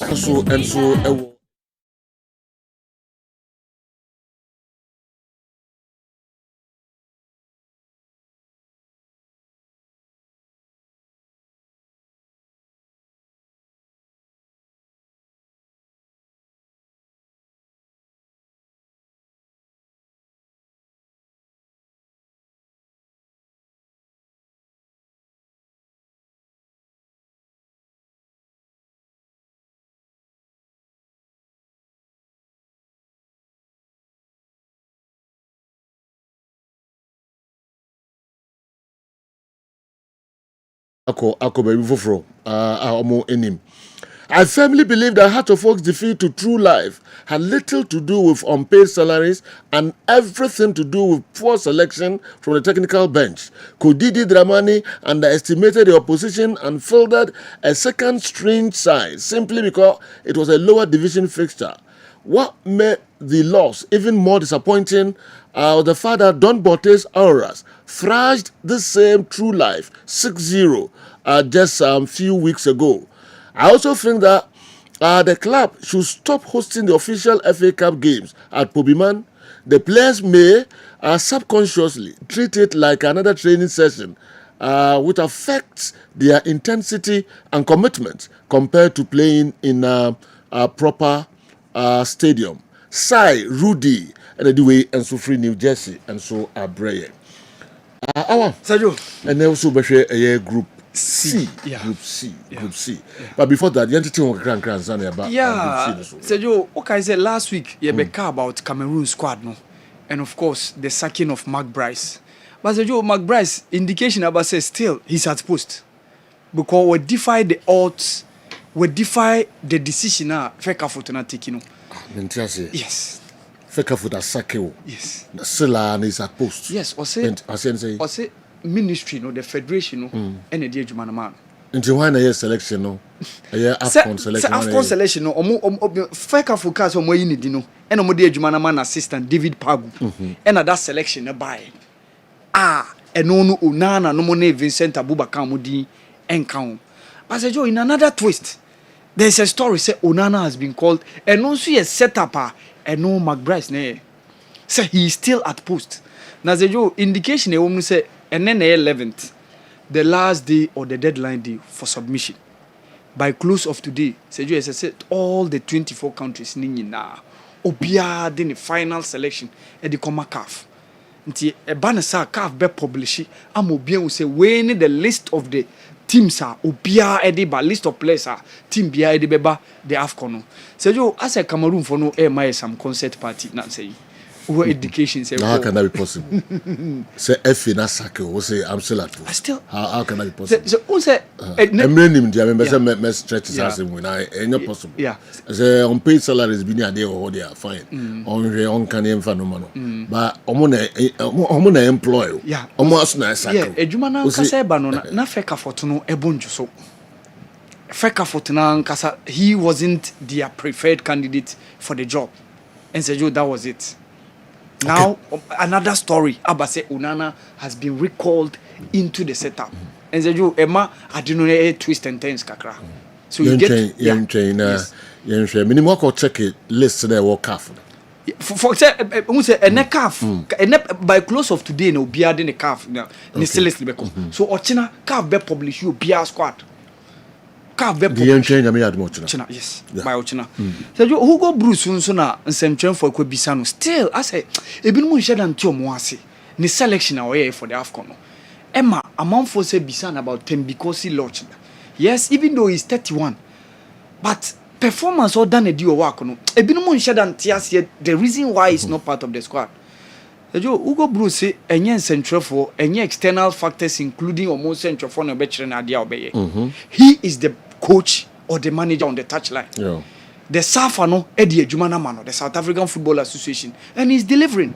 Yes, Obibeka says some of the players no more part of this squad no.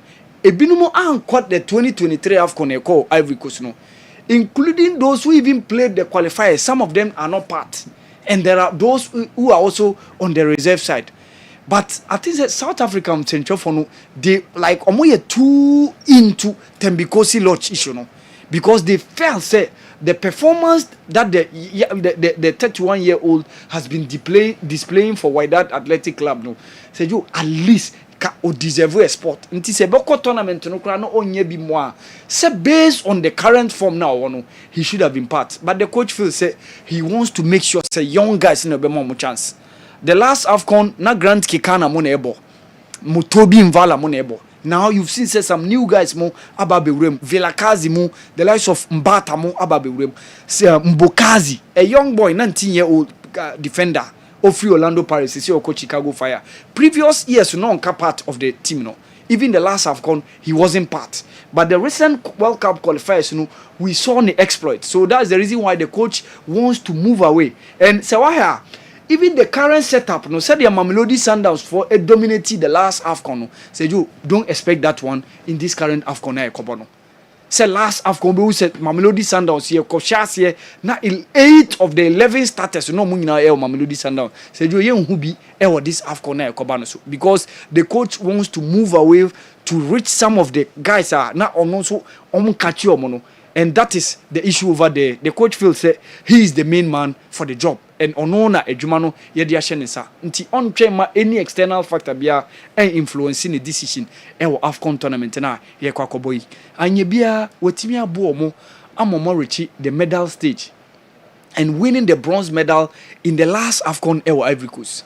Besides that, wetimi abu omo amomo sa qualify amomo kobo the FIFA World Cup for the first time since 2010.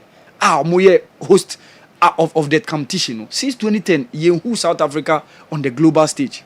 They missed out in 2014, Brazil, Russia 2018, Qatar 2022. By Nyamin Chad, 16 years from now, he's going to be part of the team now.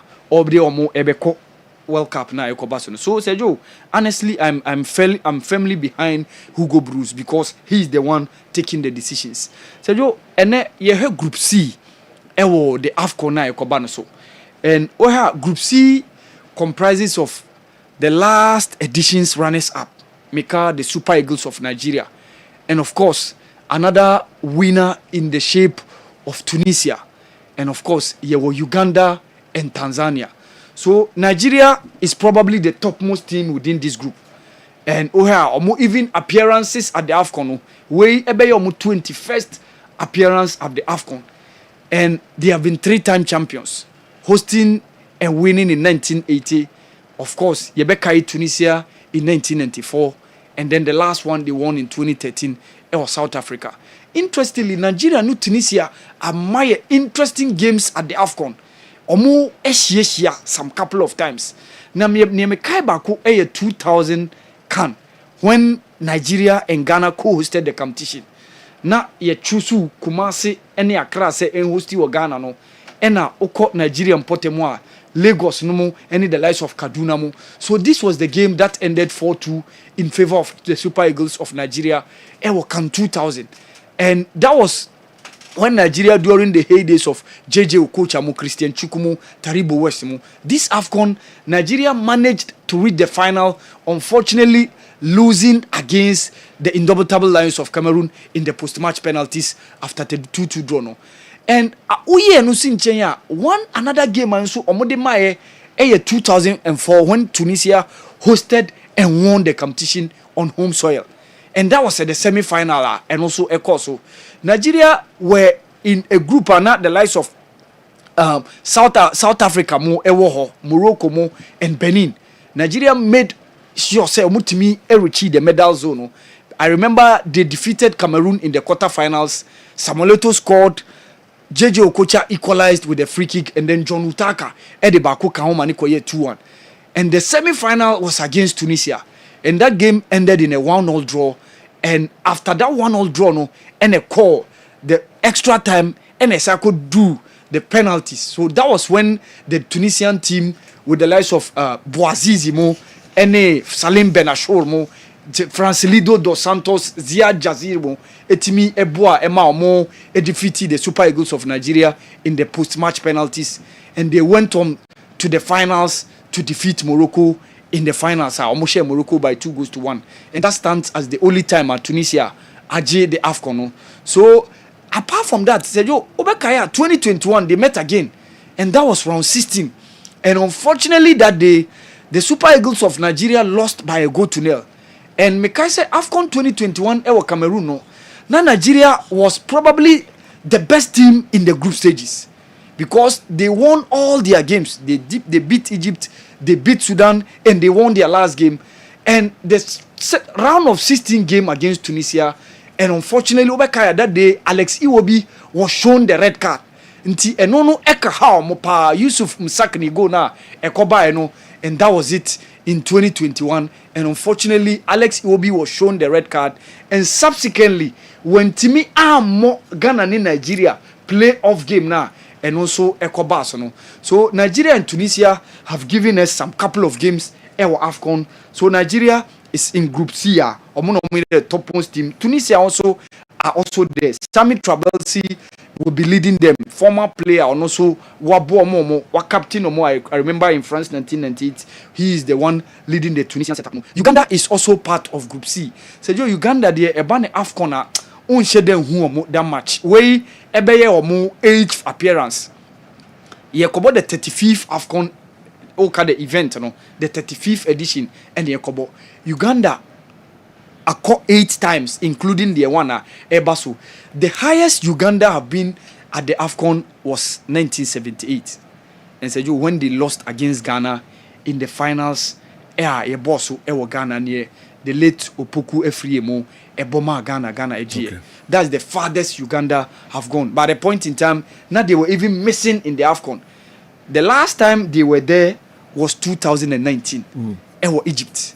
They missed out in the last 2 editions. 2021, Ewo Cameroon, Omo Myanmar.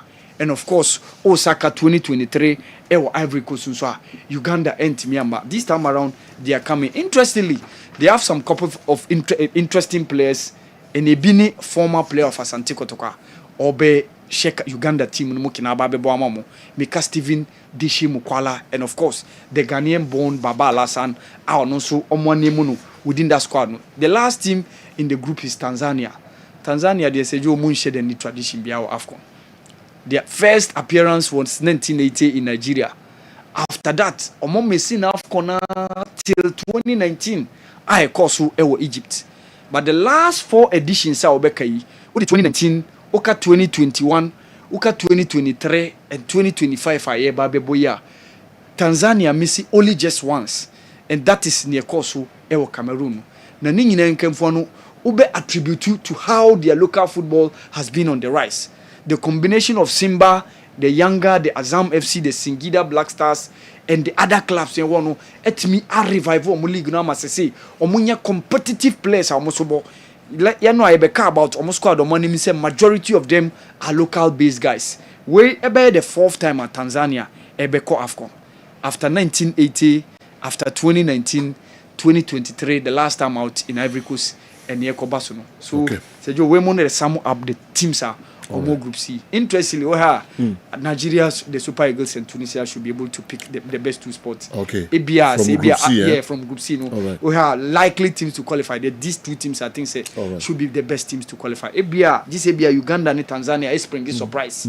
Like near Cape Verde, Eritrea, the last time out in the Africa Cup of Nations. Like near Mauritania, Eritrea, in the last time in the Africa Cup of Nations. But I think within this group, Nigeria and Tunisia should be good to go. All right. I was going to say FIFA confirmed David Pagu. Yeah. On the head coach, that is it. You show no TV. On no modi ejuma no man. Yes. Any issue. Mon patron man nkoso kaka. Yes. FIFA. Ope coach. Yes. David Pagu. Yes. Yeah. Okay. And man nko from kakra na yenhwe. No man nko na yen starting free top war and so Emra. All right. We are responsible for media. Yeah. Okay, media and communication. Jean-Marie Nkusa. Yeah. Okay, and Sana Aba Technical Director. Yeah. Engelbert Mbaga. Yeah. And David Pagu. Yes. On the FIFA. Yes. Yes. FIFA. Yeah. FIFA deals with the member association. So that's true. On no affect for ejuma. Still on the way. Yeah. McBride say on so up till now that's what FIFA. On McBride in the leader. Yes. On the first federation. Yes, that's it. Into minima de Grundia. This has some also eba. All right. Meko na madam hoka krebi aba yeba yebehwe stories na akano enso kwa miki encho the local stories no enso ebebre GCB your bank for life GCB your bank for life omo na ebo amedi dwumadi enso ebremo high sense everyday prices for everyday people high sense afi Milo energy to go further. Milo energy to go further. Omna ebwa my dijumedi and so Bremo GCB your bank for life high sense everyday prices for everyday people. Milo energy to go further. Toyota Company Limited Ghana. Also account the Midfield Action Programming the Bremo Toyota also drive smart save smart. Quality Toyota parts no for ni Toyota Ghana Company Limited as na omo MWOW as a Hino Tracks no na ope and parts papa Lexus parts pa and if Toyota parts na affordable prices and they genuine original for ni ho na unuhuda se uko Toyota ekwaje part ni bi hono original part na nkasa e free ane bono so e war form. Okay, DSTV, your home of entertainment. Kahwe unyo decoder, kaho na World Cup and other games. Entertainment bay and our pashe unya or DSTV and news bay and unya or DSTV.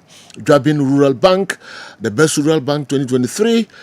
Chamber of Commerce about support the Drabin Rural Bank and so and on kaho na any omo any eja Balm of Gilead omo alternative clinic and diagnostic center omo so ka ho na dijumadi enso bremo ka ho BOG vinegar no onyibia ka ho koji bi nafa nonom fogunsuom nata nonom pa beboa oye papa na afei wonama hodo a uwie any vegetables ope adie dia hohoro ho afa ɛyɛ vinegar ne bi gu nsuom na fa wohoro wo nam ho ne bibia ho ansa na wadi ɛbɛboa wo yie papa brakuma se ne nkran Kessben na so wobɛnya bi atɔ CFAO Mobility Ghana CFAO Mobility Ghana if construction kopim ɛyɛ commerce babia CFAO ɔmo vehicles no mo trucks ahodoɔ no mo cars ahodoɔ no ka ho na kopɛ bi na to Shackman and Fuzo trucks no for haulage na fe trading sanso and a bus ahodoɔ no unsa ebeka no ɛwɔ CFAO Kinlong buses passenger passenger transport and a fe Mercedes Benz range ni nyinaa no unsa beka bi ɛwɔ CFAO Mitsubishi pickups unsa beka bi ɛwɔ hɔ sanso and SUVs and a fe Suzuki vehicles fuel efficient Suzuki vehicles ni nyina unsa ebeka ewo CFAO sanso ana car tires ahodo nyina wonya bi ato ewo CFAO Mobility Ghana Mobility Solutions all in one place.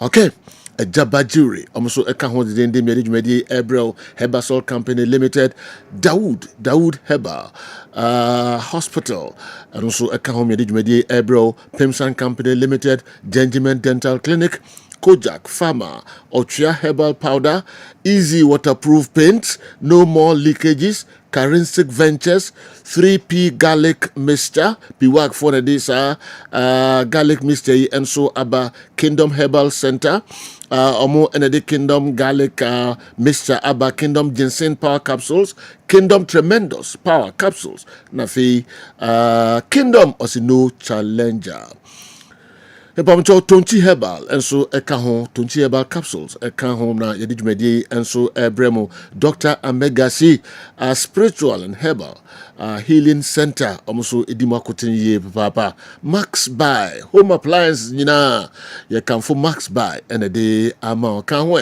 ne bo no so ewo form ye papa Max Buy Kaho omo bono omo atete so ede amount sanso na cancelled mixture so aba edwaman so cancelled ventures so enedisa adri aba ebo amanfo yi papa cancelled mixture kwa miki ba be transina ode nchichiremu no yi ede abre sese meko Dawood Heba papa bojuse nankasa aba ene no ebedi nkomo kakra me ma rekonti a osre raba na osre o boss unia bojuse na osre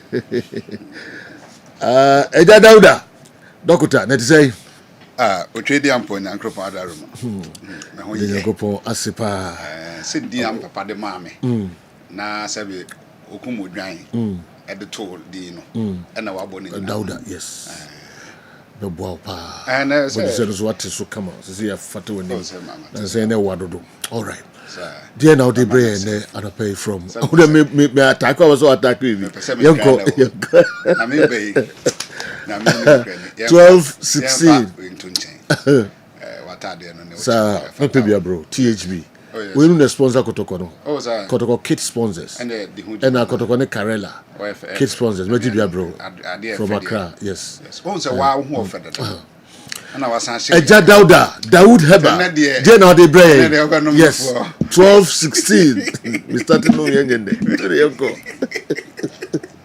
well the atum say starting no yengende there I love vote you yes sir me share with you for no have phone na me fasa akwanya isu na me introduce so and Shadrack on say me ba penny ni Shadrack Shankus and mami oti me say be kum so me ba otosumienu okay your friend Ohenewa okay and ono Shadrack na be di djuma no Shankus okay na me do na ba video there's a one baju ahome kakra pressure wo so adwuma pressure eno nche se majima ho me adwuma me ba me no be ba but to da bi na mamba na so hu Ohenewa Dawood adekoro yes yati Ohenewa akwa ba adwuma na obaye nye kasa boko za o all right dog meet you the first time me call radio so ko kasa na me kan drum asema na presenter no say time aso so aka ma asema ako Why 3 minutes into the uncle? Me have time na me there. Let me say anyone need him. Okay. Ana me wa. And one no. Me be cry me be can for us. Who sir? Yes sir. Hwa hu adro yi. Dawood 360 capsules. Yes. Na me catch them men nyina say bema usisi ye o ya wonya bema. Enne. Ena me kan wo video ma. December bosumi ne wo mu. Bema usisi ye o ya wonya bema. Enti se obekwa akwati sika se me koto mema duro nko anum wo bra wo sisi yade de opejai. Se jo what do you koko? Koko na du time be so. Ena akate esi koko no so. Wo so akoto fertilizer de koko na se. Wo bra wo nkum akate ne ena wo de fertilizer koko na se. Ebe na koko na so. Koma akate na nyini mo. Nti se openi ya de ka kum akate no. Ukum akate ne wi a koko na nkasa no ewa ahode. Nti ugu fertilizer ebe ma koko na ye etimi aso. Nti na nipadua no usisi ye oya ena wo kono mo memedro. Nti ebisa ho se be ma na edro na wo no me mfa so be na be ba so. Was obi amaso. Nti di kan service usisi no. Ka akra na machine bia no. Ka obenya 2 weeks bia na say bia no. Wo de call for servicing me boa. Esan se eye machine nti wo service se be ade bia no ahode bebam. Nipadua no nti na wo se ye wo ketekete wo nyini no na wo nya ahoden ebeduru ba bi no na wa ahoden no san ba fom. Nti wo hia overhauling. Overhauling no ye sisi no na ye nipadua no fapem. Nti na se bi obi sisi ye ne ya pa obehu na wachia. Enna Dawood Herbal Hospital ye say ye de edro mienu abadwaman so. Yeah. Edro no ba ko ye Dawood 360 capsules. Enna ba ko ye Dawood ointment. Sisi ase na eko o se twi na memene twi na memene. Bra wo de ointment no twi no. Na wo mene 360 capsules no. Hwe achimoda papa eja Amos. O se me mmodi din wo TV show na obi ohwe bia. Osi ni sisi aye ne ya emfie maako dunson ni 17 years ni. To obi anim no achimoda obi onim ni bia anim se papa ne de wachia. Na ote se ye kasa fa aduro hu Dawood 360 capsules Dawood ointment no mekwa akotobi na mahwe. To suma ne ba ekọ Kennedy ho. Ekotobi bre no. Yeah. Na me de ne tu me so papa. Also to Dawood ointment no miensa. Dawood 360 capsules no miensa. Aduro no nsan na mom ni sisi no a achia for 17 years no. Ni sisi no wa hu se atene kra. Yeah. Eastern region. Papa be frame and rachi enumre. O frame no say doctor, I want to give this testimony. I'm say dear testimony. No so enyo no ankasa. Na mom na danfo aparalyze a oda ho a ontimi nsori nante 3 years ifie miensa. Na ohun na danfo no bia say de na one ne tie wo school na na wa be hunu se wo sa atebia no no ohun na na wira ho sa o say na otinisuo na no na a can say onkoto Dawood 360 capsules and Dawood ointment and famre no to osan akosra ne biu no and oto Dawood 360 capsules and Dawood ointment no and o kire omo say ya ne ba no emfa bi ntwi no ointment no na omuma ne mene 360 capsules. Yeah. Also wa yisu mi ense na wie o wa no hu se ne phone na ring. Waja o fa ko no fi se bia yare no be aduru bi mu na aye den anase bibisa. O friend no se o mmehwe ade. No tu ne ka no ko ya. Na danfo na o da ho 3 years no. Watimi asore enante. Ti o ka kire ne se aduru no be bia o to no bia no on to bi nka ho emfama no. Say ni epe. Nti se obi tie ana obi hwe wo Kessben TV enne ewie ya. Dawood 360 capsules. Ena Dawood ointment. Emfa no usisi no eye wo ya ma sebe untimi nkra nkoto a. Wo de nyagidie. Enya metumi nyame ne yaresafo. Na onkoto Dawood 360 capsules. Edro we Dawood 360 capsules. No ato Dawood ointment aka ho. Nti ebra o twi no na o memene o twi no na o memene sehwi adabokrum Western North region opani bi ono so se emfie nsia 6 years ena ne sisi started say ye ne ya o de poma nti ne kokko ase onsi ho bio but enam sa kwan no so ama ontimi kra anya adwuma wo mpamu bio kra empegya kra ena na yere ko dwa ti no mu di Dawood ointment ni Dawood 360 capsules ho adanse no so ma me ntobi nkoma me wura to Dawood ointment ba ko capsules ba ko no de koma no to yusu aduro no wie na be ma ne ka chance akosu ya asa me sisi no sisi me da me ntise me ya bi o ena me hu se me teneba to ko atobi beka ho to so ko e no to capsules 5 ointment 5 wa yusu 3 ni sisi no enye ne ya bio sisi ya nso watene na osre bisa se aba ne sa no ka de aka no onom enka ho ana na nika sem no se edu ahomache so a ohu se 6 years ni a wontimi ni agro wompem no ohu se kwaku astati epeja wo entim na me ka se wo ye bema na wo pese osisi mu ye den a no maduru a ebe se osisi yade no na de aka bia no bonus e de ma wo okay na onim se eduru no enye emema nko ana enu because osisi yade eduru nti wo ye oba na wo pese wo kunu ebe sisi wo mpem na wo kunu bu na wo betime bu ehia na eduru mi enu we okay Dawood 360 capsules and a Dawood ointment. What the numere na wo kwakoda no. Te ointment no na fa sra osisi achi. Wo betimi de bi atua. Na wa fa 360 capsules no didi wi ade mmeremiensa. Sejo. Edu anado a bo se ukunu bu a na wa hia no. Ukunu bu a na wa hia. Ma chine te sen. Draw enya de a obi be fa obi points o. Yeah. Draw. Enti se obi hwe pharmacy herbal shop over the counter onkoto Dawood ointment Dawood 360 capsules ka say ho ho pa say obehu obi 45 years enam ne kotodwe nso nti wa patua ye abrewa ne kotodwe nti wa patua ye akokra by force aden na wo say ba ne sa otia forma na kotodwe no eye kokro enti this are the poma enenante obi kotodwe no ahono ama onama ne nan no start say echia sasabro nti obi de no enhonoe but oti ya opa wokotodwe nim nti de bia okọ adwuma akra painkiller era ne bag mu okoda this of a painkiller eno so fa ne bebre nso a ekire ha nso eden ewo ho eni kwan se basa but so obese kotodwe no jai no ya babawa anasa abranti a obefa Dawood 360 capsules no afa Dawood ointment all the ointment ni twi kotodwe no na o mene 360 capsules no o twi no na o memene nti wotɔ a to Dawood ointment no any capsules ni nyina bom e basa yade a wobɛde na wotwe mienu bɛsa no na wotwe pepepe na wanya yaresa ye ka sɛ Jones obi spine no na chika sɛ ne sɛ emutumi tutu na ɔde ne ho a enye ɔte Dawood ointment na odware wi a ɔmfa nsra na chika sɛ enu na ɔmmene 360 capsules no ɔse twi na memene na yeah edu anadwo a yentimi na ye honam nyina ye ya no se do oti hoyi obi wetimi aka kire se edu anadwo a ye de ukoso blocks wo honhum se ensida na wo twa block pa ana wo se ensida koko na wote edu anadwo a wo nye medicine enso ye se spiritually no ye de uso blocks aba honam ya wo adwuma den a wo ye boroso nti honam nyina ye wo ya the obey ni say udware wie na udidi wie a no wa yi 360 capsules no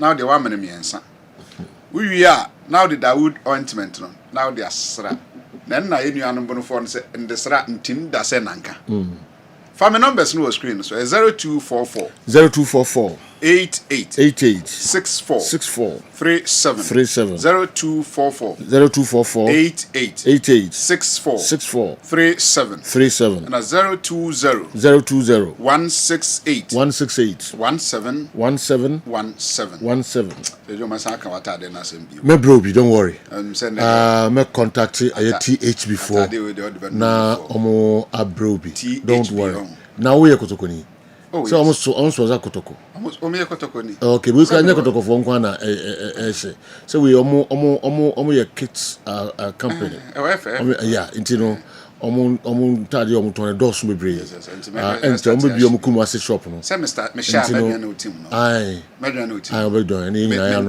no na kama pa me ma obi ma check na ka Dr. Dawood Heba o de ka na wasi utrase na wosre sa na oba be ye wa hanom all right if I'm to mo pen no ni bi nto 360 abɛboa yie papa na ne no wanka ɛyɛ Dawood ointment ɛho nsɛm no dendenden saa bata later bɛma ɛwɔ bie no nso mba sɛ nkyɛ bɛma amanfoɔ atie no nso ya ɔno a ɛna ɛyɛ saa nnuro no nyinaa yɛrɛ bebree hɔ no a wanka ho nsɛm pamkyɛ mmerɛ no nti nti wo deɛ fa sɛ aboa wɔtwe ho ni enti no sɛ woka sɛ wobɔ yadeɛ baako mmienu a wontumi mbɔ no nyinaa obi a n'ani yɛ ne yadeɛ Dawood ba hospital yɛ ne aduro ba yareɛ bi ɛha nipa no a nabɛma bu sɛ ɛno a ne bɛkumi biara no ɛno a ne sɛ wokɔ Dawood Heba hospital dɔk ɛbɛda se wokɔ no hwɛm na kɔ hospital straight okay problem I will be as ya money.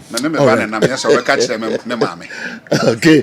All right. Let us so there can the young conqueror come make about transfer the local stories no and so at was so the amayen among 4 messages ka krabi wa ha yen hwe Mickey among 4 train so the official nyina and so betwa so amayen Kessben television Kessben 3.3 Kessben 2.9 Accra na mo monitor program no ewo DSTV 364 Go TV channel no 121 NTK me who message bi ewa hanom later mehwe na ye de no nsem so abre amanfo we say good afternoon sir. Arsenal is a team with most injuries this season, but nobody talks about it because it's Arsenal. But if it were to be any other team, you people will be attributing their performance to injuries. But it was Arsenal who are it was DM Dr. Bruce and a page message we and so they abreye and anope me cause so manya Sheriff that was every so manya abreye. You please tell the doubting Thomases that names don't play football. Okay, why this agenda against Benjamin Asare? God day, we day. Sheriff Edway Efri Somanya and Abekan Yensa.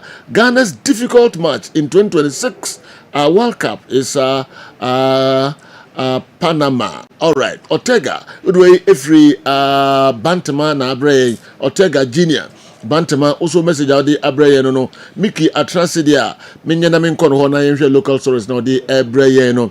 Good afternoon, sir. It was a difficult game for Kumasi Asante Kotoko, but congratulations to the team. Arsenal is doing well. The English team did well in the UEFA Champions League this week. I feel an English team will win this season's UEFA Champions League. Ghana needs more high-profile friendlies before the World Cup.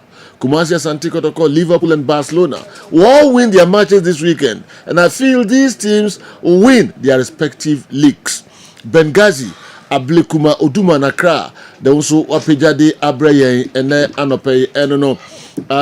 Hi Kingsley, I'm Kingsley. Would you free Jusso please? Is the same players playing for Vieira in the La Liga? Is it the same? Okay.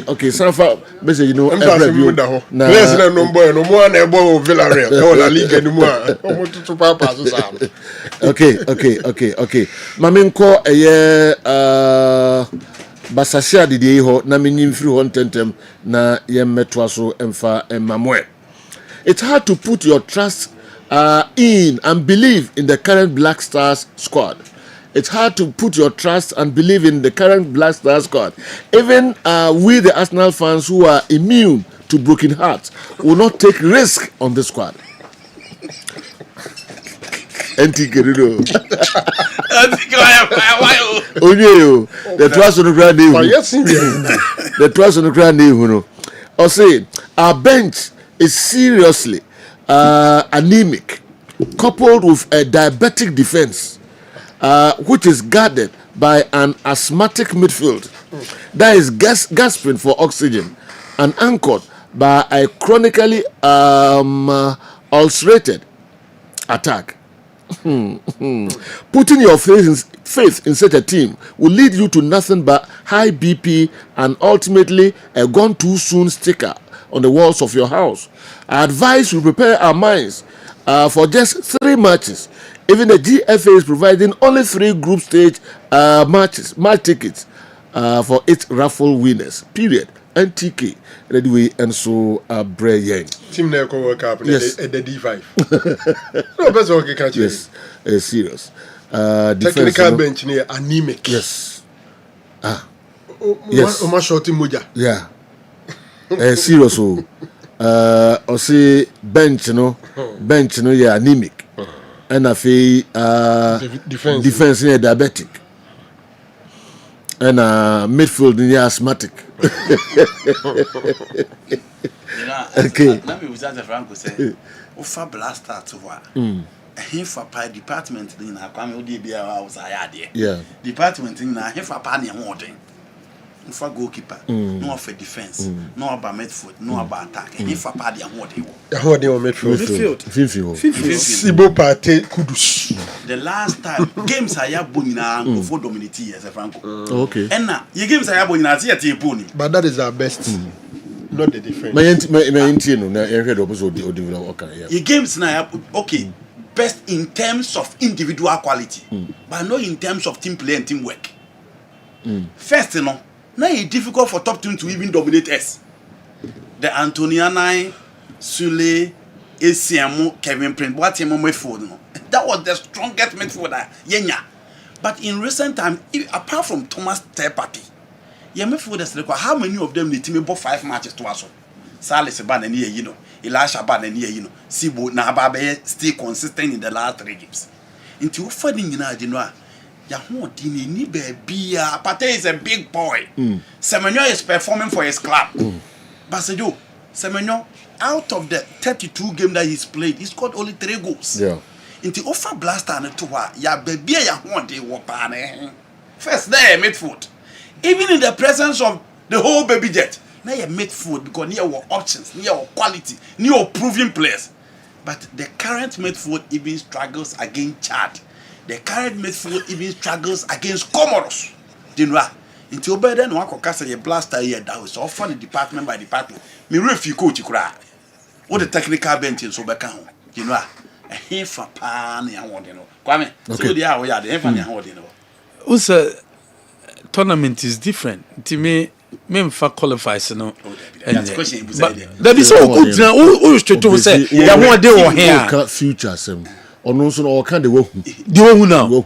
Say you put the blaster to him. Oh, because the midfield defense. You want to blasters. I want to defense. Oh, how many? Yo, you Jiko. And I was Salusu. Okay. All right. Maybe I send for one.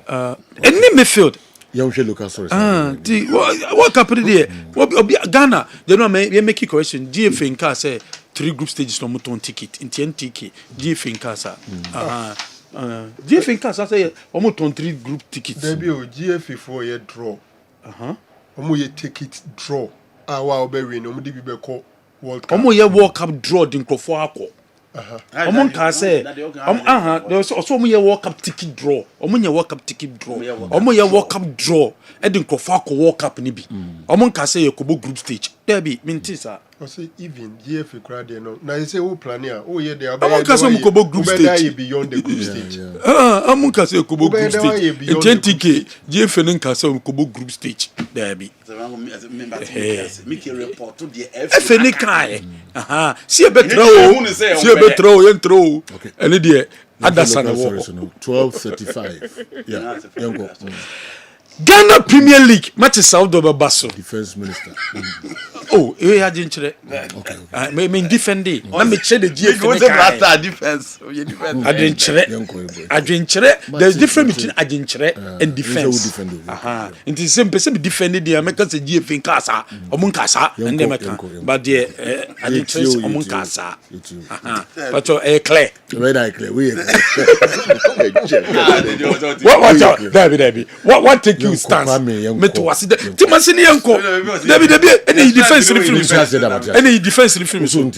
Any defense referee. You frame so self defense. And I know you that. You defense referee so. Me defend me trim. How do you defense? Hey, any midfield. The boy Jumatan quarter finals.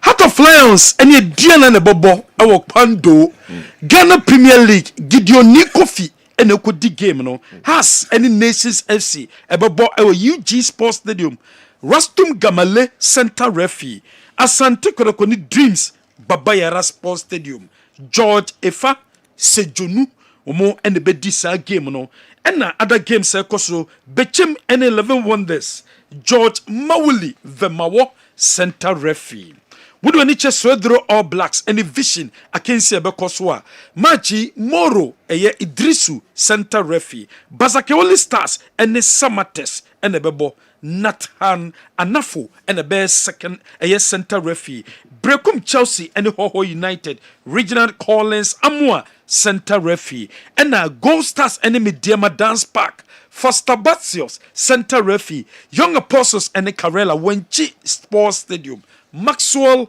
Hansen when the officials are Ghana Premier League no Womo ebedi na weekendi games awudono enso etimi abaso coach Bashe Hayford obeke Ghana Football Association woma charge coach Bashe Hayford e game on Nations FC beboye de nyina ne se referee ogina ntem no ogidi ye se eye referee eye akumate ogidi ye se coach Bashe Hayford edidi na tem anaso kika nsembi ene nam so mama coach Bashe Hayford yellow card ewo game no mo esanso edidi na tem according to coach Bashe Hayford in some can say woman be respond na response no be konne o me be kwa Ghana Football Association no coach Bashe Hayford no wanye bibia wanka bibia amfentia eye refia ogina ntem edi game no coach Bashe Hayford.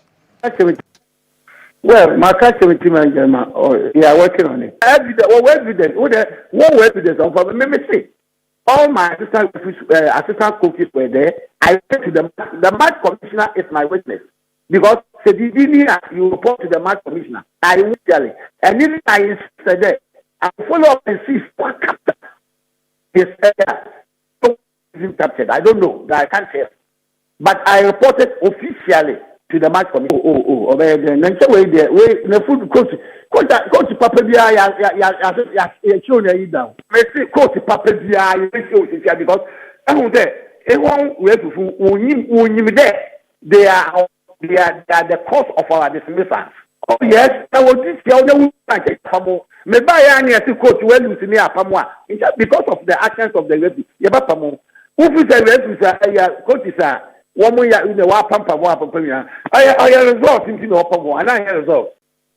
Well, my customer team coach Bashe Hayford nin sama wode atudwa no what's a Ghanaian referees or more sabro kasa for referees what's a referees or more sabre yenye careful referees no more careful won betime kum nipa won betime kum coaches ni bi won say won fanye suehunu offense no bench decisions I call you no and ankoye man no offense efiri mu nti referees won di Ghana Premier League no won nye careful man nye careful won beku nipa e de ato bench. Look, anyone to me ama weduma bom to me ama wewu if you to me ama wanya everybody na two akuma at the bench if he does something I will say why said no on the right how the woman who say they can cause our death, they can cause our dismissal, they can cause our losing our job, they can cause our family about costing anything. It's how they want to want action to who said no because you are there as a moderator fine. Football but when you see the way SQ decision now for one side, now offense who bench. Officiating na nakumachi na bench one who you. What do you na you are gone? Because I think you only na you found protecting keke. Because I didn't go to now instantly. Ian sama coach Bashe Hayford wadi etudwa ne kwakwa no kan wose aye referee no se wadi na temo kasa de fa insult no no de o hye referee no game bia ontimi nya referee ne hwe nemmom oni referee ne hye wo toto station a ho and ono so be che referee because match mu de referee ne betimi amane card.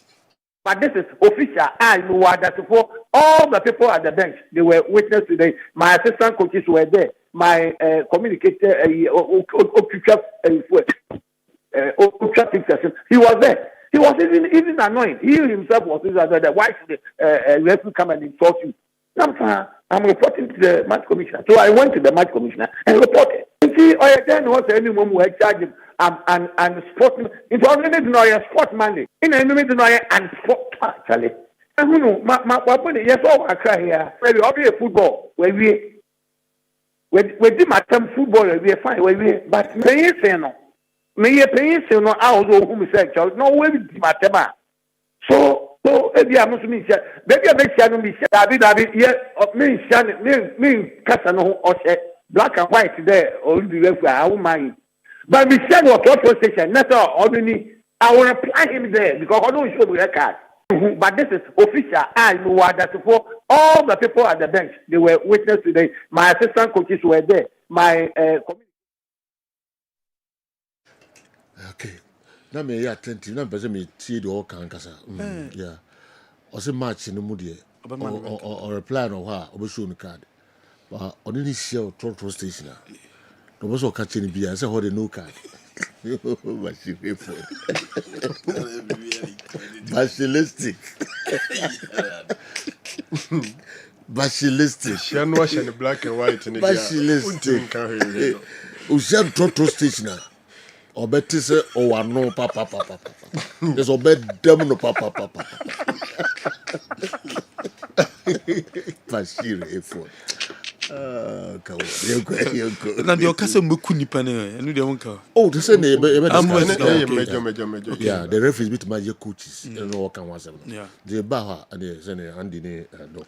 What you know enu ne say the city coach Bashir Effort ne nsema wo de atuda ne nto so wada stories a ye be call the Black Galaxies o maso ye Black Galaxies wo mo etu anamon edomani ache South Africa wo mo ene eye bafana ena ekwa akobo na eye Higo Bruce eye coach edema eye bafana o say eye good game pa and a womo ebababa against the Black Stars of Ghana. Womo bo wie pe na fe womo domini achere eye Morocco for the African Cup of Nations no. And no any summer coach no what they atu say ben the last game at obo and until we expect say obe parading the best players no no wetime hu sedie ebetimi akọ. The Black Galaxies of Ghana eye coach Kessben Mingle wa breaking mrantie no so bia enkofie na obesan so from back obi enkobo Premier League game na wo back on Monday o player no obana kuta passport eno ne hihia omo aye ede ato wo mo to omo sade from the players no wo man for passport anko nemom wa breaking mrantie de jira say weekend di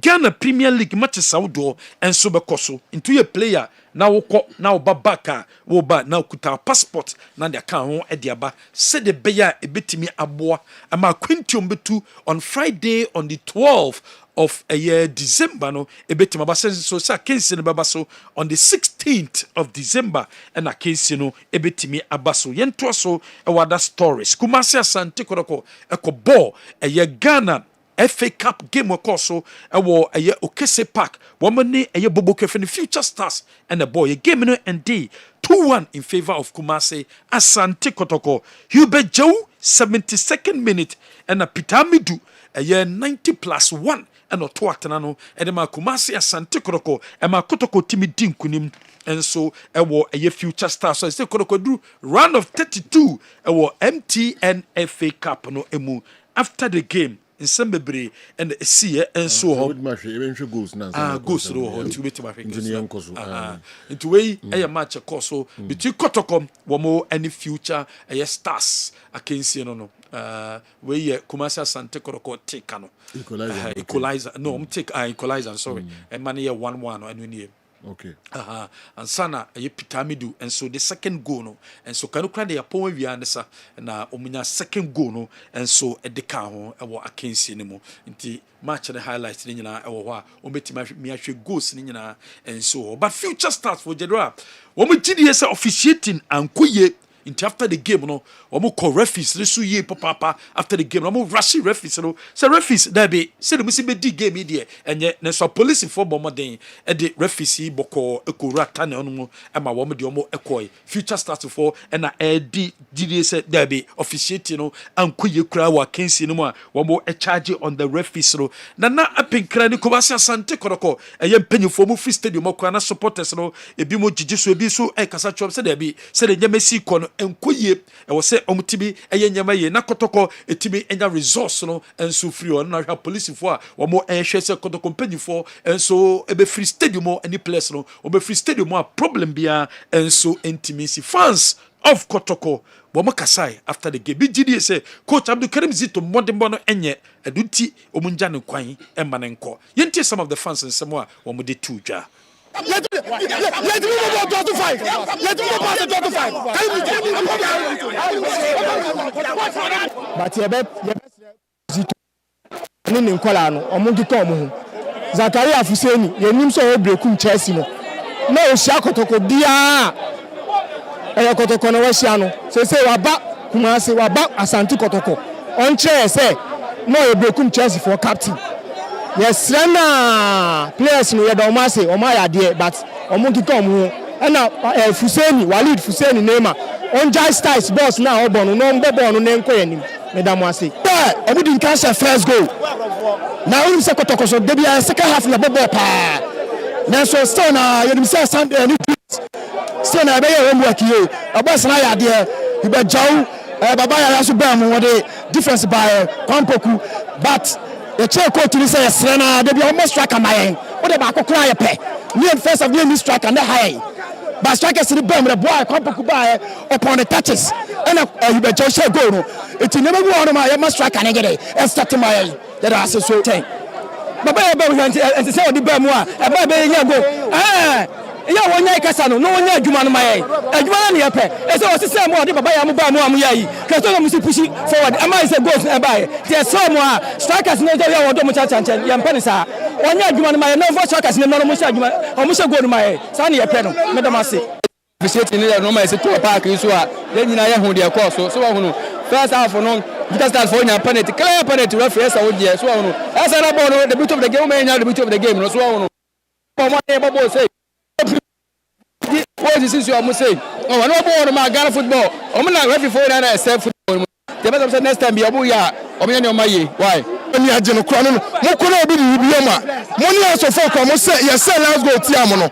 See aji offside no obi ade. See aji offside. But one correct the we but no chest cam ya wo bo mo. No be je team box mu. Na defenders ni je say no ko jo. No bobo some goal. Yo bia peja offside flag cross. Referee see that goal. Anya ko no mo bo. Ye tia wo man no ye tia. E ko no bia. Say ya so mo. Oni panyi ba ko. Na so oni panyi ba ko. Na wo pe. Ye ni mbato mo ni aso mo. Ye ni mbato mo ni experience. Ye ni press argument. Ye ni mbato mo. Upon future. We have a half for say. Omu mu ba anka kwalari say omu wa ni nko mo tin anya kwa nko ko penalties omu ko busa half for no mu busa half for omu champion place ka mu busa half for omu champion place ka me se bu na nya adwene kire say boys no two team ni na omu abobo by how wa omu si e ba ball no so player no opponent je ball no a left and right no dey ato na referee so I say play on e ti amagro no anya fe me mom dey sa da me hu no two teams ni na abobo kama ni Ukraine future stars o some your first division team na so a number ball I mean say o mun ball especially number 6 no na ade a mani age ho ene Peter Madu ene your number 6 12 years no and kwasem ni o so akonkuden ene coach ni so mbona baso o so Kotoko press ni padudo na pra yes supporters no mti ase ye ni your first 11 ena ye dey second team ene ebo we you goalkeeper Kamara Firmwa press akenya second team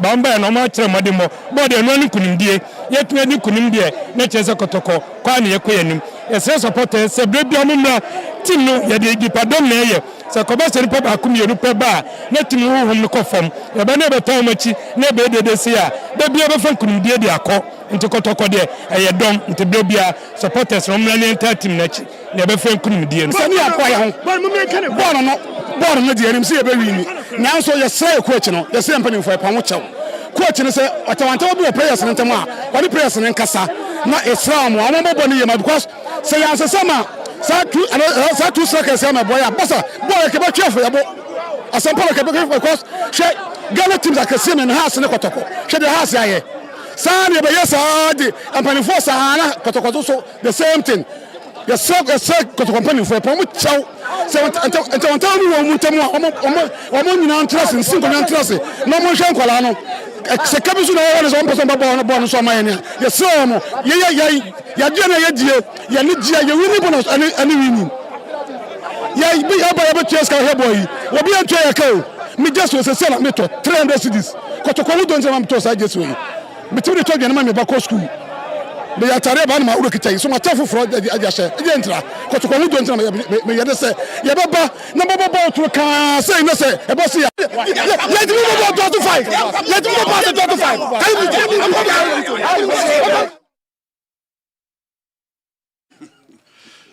We are supporters of Kumasi Asante Kodoko and future star supporters be and some a day or more and some tuja Bernard Opoku on a goalkeeper with them now on him say penalties there untimi mwa and in Thomas sa Bernard Opoku efrimu and omo goalkeeper on the penalty onim chipa baya and obo concede a ye go no okasai and the far a year decision coach ni take ye no Bernard another keeper ba na edo from the another keeper ba na et send them oh coach one say odwuma na no coach ni mubia ho den coach na say on mubia ho den o de wopo no just say na games before say game ba no you can you shooting or penalties because na did say na penalties and because two things no game no that draw win until the can penalty shooter but keeper no one na lead as a obi o the team to penalty more until na coach yes and the coach decision no na yeah ebo game na anko penalties are you free more moko consider last minute goal no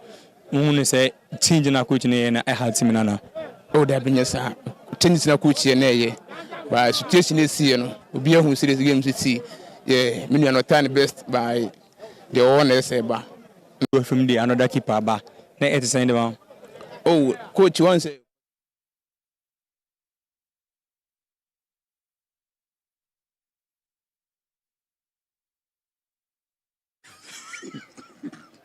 we yen sama Bernard Opoku wade etuja Kumasi Asante Kodoko supporters in chairman chairman solo on a sokasai osi game no na very difficult here papa but no many aje so metimi esili true very tough match yenim because yenim future stars me no man that they have very matured players, very experienced players, and we know for sure say they will face one of the toughest matches because are more even experienced players than the premier teams.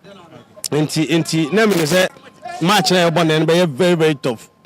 Enti me anya me wa bibie de hoye mama the performance of the players and even supporters no more energy in the last minute.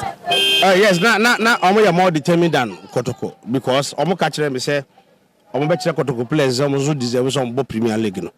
What I say every opportunity no munya nti do mo kan no me visa no na mo ye wa ha no nti me visa experience e de share om was all hwe ya kodokode ball to for na try say pass no na omo ntimi mbo it ball de omo my match we make a game we ehia Sunday game against Dream very important meaning say e be PB for your next match say e bit me win last week's my fans very tough match yenim because yenim okay enti chairman solo and some of the atu edwa no say kwa miki ewo komo kakra oni mpenifo no die this me ko ni what scientific herbal clinic me ko fa message kakra free ho na fe Dr. Dawood ointment no so no ye tu omon kakra bi na kwa me the other interviews no ebre ni what About New Scientific Hospital. A team of medical scientists. I have created a boom near the infidel was war. A juma, oh, Yasue has it. Yasue had it. Yes, I'll buy a sabi. Near time a good amount, said the coconon. The moon, you know, to a fiducial. The Mephidium Mushimu, the medium at the potier, the Yarian Breo, Nesamium in Ya, Yarene do in the piano so. The Venezuela Yamawat Yariasi, what the editing said. See, baby, I said, what to wear the Asia, which in two ascentum. Open what scientific hospital, Dr. Phobius, your Jumani say, and Buna any Tanya or what dear Eddie Dumiano, Yenyamu more Nafe, in Nuakasai, whom my friends have fight to chemicals, no. Yes, struck same and no, Nayan from friend no, and for a mount, a be our kidney no, Yaria Bemo kidney no essay, young Kwana Ganaha, yet take a habine, Eddie dialysis, our kidney not say I could do said the Yanquanoa. nyarehyiemu na nya didi na fo ni kyerem ewo ni what scientific hospital bofra ban eboye ama wo diabetes ye ni bofra ban ene nyama bi efra ede ma wo a ebebo ma diabetes na o sugar ekosuru pii no eno so aboa ama etimi abafum ebi na wo hwɛ misisi e na o problem pa e yo mema sem baba bi wo no a onya tenkan kora so ho ba beda obo so otimi nya hode ne pagya na wo ba hyiemu a ehyiemu ana adwo eno obo so atese ne bema no ensore kora ebia na e no bi ada so a wo nom yo ba na utie me na se e ya wo no problem ebia na e fibroid na kosi a wo no kwan ana wa kwa ya sabia doctor si ensu abetata onkohyiemu ovarian cyst ana se fallopian tube no e na block ye obebu okura wo sebuo ensisi so ni nyina timi sinyi se ho kwan bema bia na ho so e na wo form nkwawa na e wo form low sperm count na obu okura beba beba ne ho so mo no na emwa no be friend say spermatozoa no ba kokura we nyina e ha esi awo ho kwan a obani what scientific hospital a enfidi ade ehwe beda di amye wo se problem bi wo no mo a ne atimi ehu aduro na afi aduane e be kyerɛ ho adi pressure ti amo akoma bo periperi asem kura si ofie timi bo amane obi so hweme na ne bia stroke akawa tompamo ye kwa wo ye ba wo so ntimi o kasa na pampan boni bi akyire frɛ no halitosis yade ba ko a ya no wanyi obi opɛ wase obetimi akade akyerɛ wo a ade bedi unya o kasa bia no obi atwene hwene okoda na nyimre o da o dwonso antentem e papa mo mpanifo no e free 40 50 60 years e kwa ni mo no o prostate na e kase prostate enlargement e ba sa o da o dwonso antentem o dwonso bebransa na ade akye e mane nka achi e me nkofa catheter ahoma nkoto ba memo agusuafo bi ebere ni nti manya adagye amo ya de dia nyadidie se ni what scientific hospital Ghana ha de o pa ya sabe ya dia ba frim die fidie e de twe enubena ena fa hode ni fra haban mu e de saw ya de ma wo a na e ni what scientific hospital yi wo Kumase Atonsu Monaco Junction ya Dansura Bank no ene bi ene mehwe enkran so ye o ma 7 ye ben Janet Corner dan no 0244 087687. In case you are watching us from any part of the world, whether you are in any African country or you are watching us from Europe, you can contact us on WhatsApp +233 244 087687 or on Google Map. Just type Niwat Scientific Hospital and you'll be given the exact location. Niwat Scientific Hospital. Nyankopon Rumenti Wamoto Ebeba. Enuanum ni adofo, ye frɛ me Dr. Dawood. Me na me da Dawood Heba Hospital ano. Na enam me so ena ne Dawood ointment. Dawood 360 capsules wodwa man so a ene obi adi hu adanse. Na du wei edutwam. Dawood ointment. Dawood ointment o se fatwi na ebeko. Ofa Dawood 360 capsules o se sisi na ade ewom. Na drom yenu wei e adwuma bom. Obi a osisi ye o ya pa. De obeye ne se, o de Dawood ointment no etwitwe osisi na anopa ene anwumre a. Nansa bia no na o de bia bo asawa, obetimi de atua. Udware wi a fa Dawood ointment. O de te ne fa sra. Ta bre kro na no, na wonom Dawood 360 capsules no anopa ene anwumre. Na danse ye na ba amane, o de enko na enko ti adanse ni bi. Dawood ointment.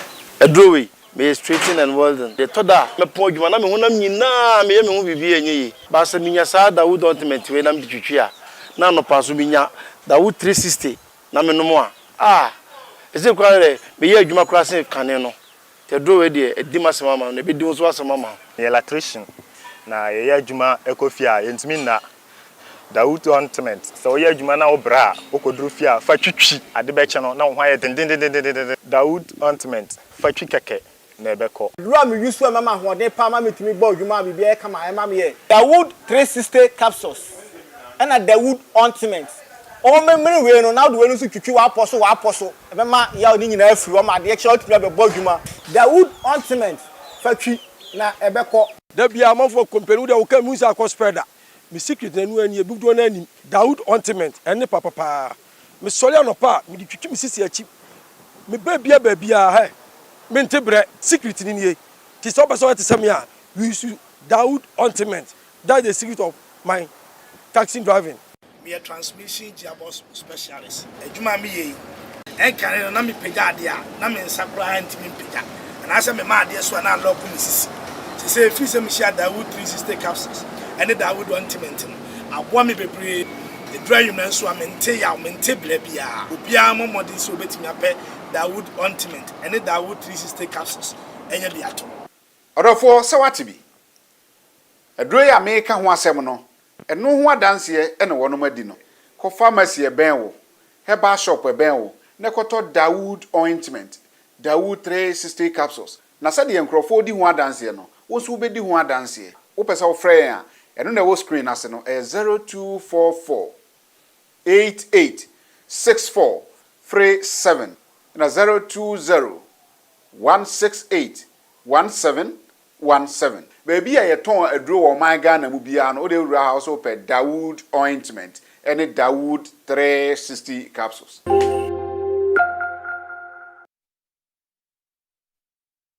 All right, yen Simra na yemetua local source no so Niwa Scientific Herbal Clinic and afi Dr. Dawood ointment no yete omo enkan kwame yen to local source no de me betua so Christopher de Menya enso ekopie mu e wo Kesse Park ekohwe akensie ne bi wono so kasai efa de edefa game no sedie osi ehu game no esi koye supporters in your Bibia. Martin the name difficult, but now we say baby. But who for program we say baby. But you never be team in my making sure say baby we are gonna come out because Sunday match and from this match in the match now. You have got Sunday near the final match in the past. So much is all kinds of percentage give like 60%. Because we didn't play the expectation. League never got Sunday, they were I say, supporters in your Christopher de Menya nsema wodi etudwa no se game omo ko boy de kuma se Asante ko team ni performance obama mu 60% na sabre omo di game ni to mechiro mo concentrate e wo dreams game a eda wo manim no wasa so kasa e fa coach Abdul Karim Zito ne performance hom ene nsema e de betudwa se ya Christopher de Menya wodi ato aims nenim se omo emma coach no e some games bi so wentimi ansha omo enja no kwan o kasa e de fa sansem no as of now, your meeting that was tomorrow. I mean, I don't know meeting. Not to my person. When you have to say, what's like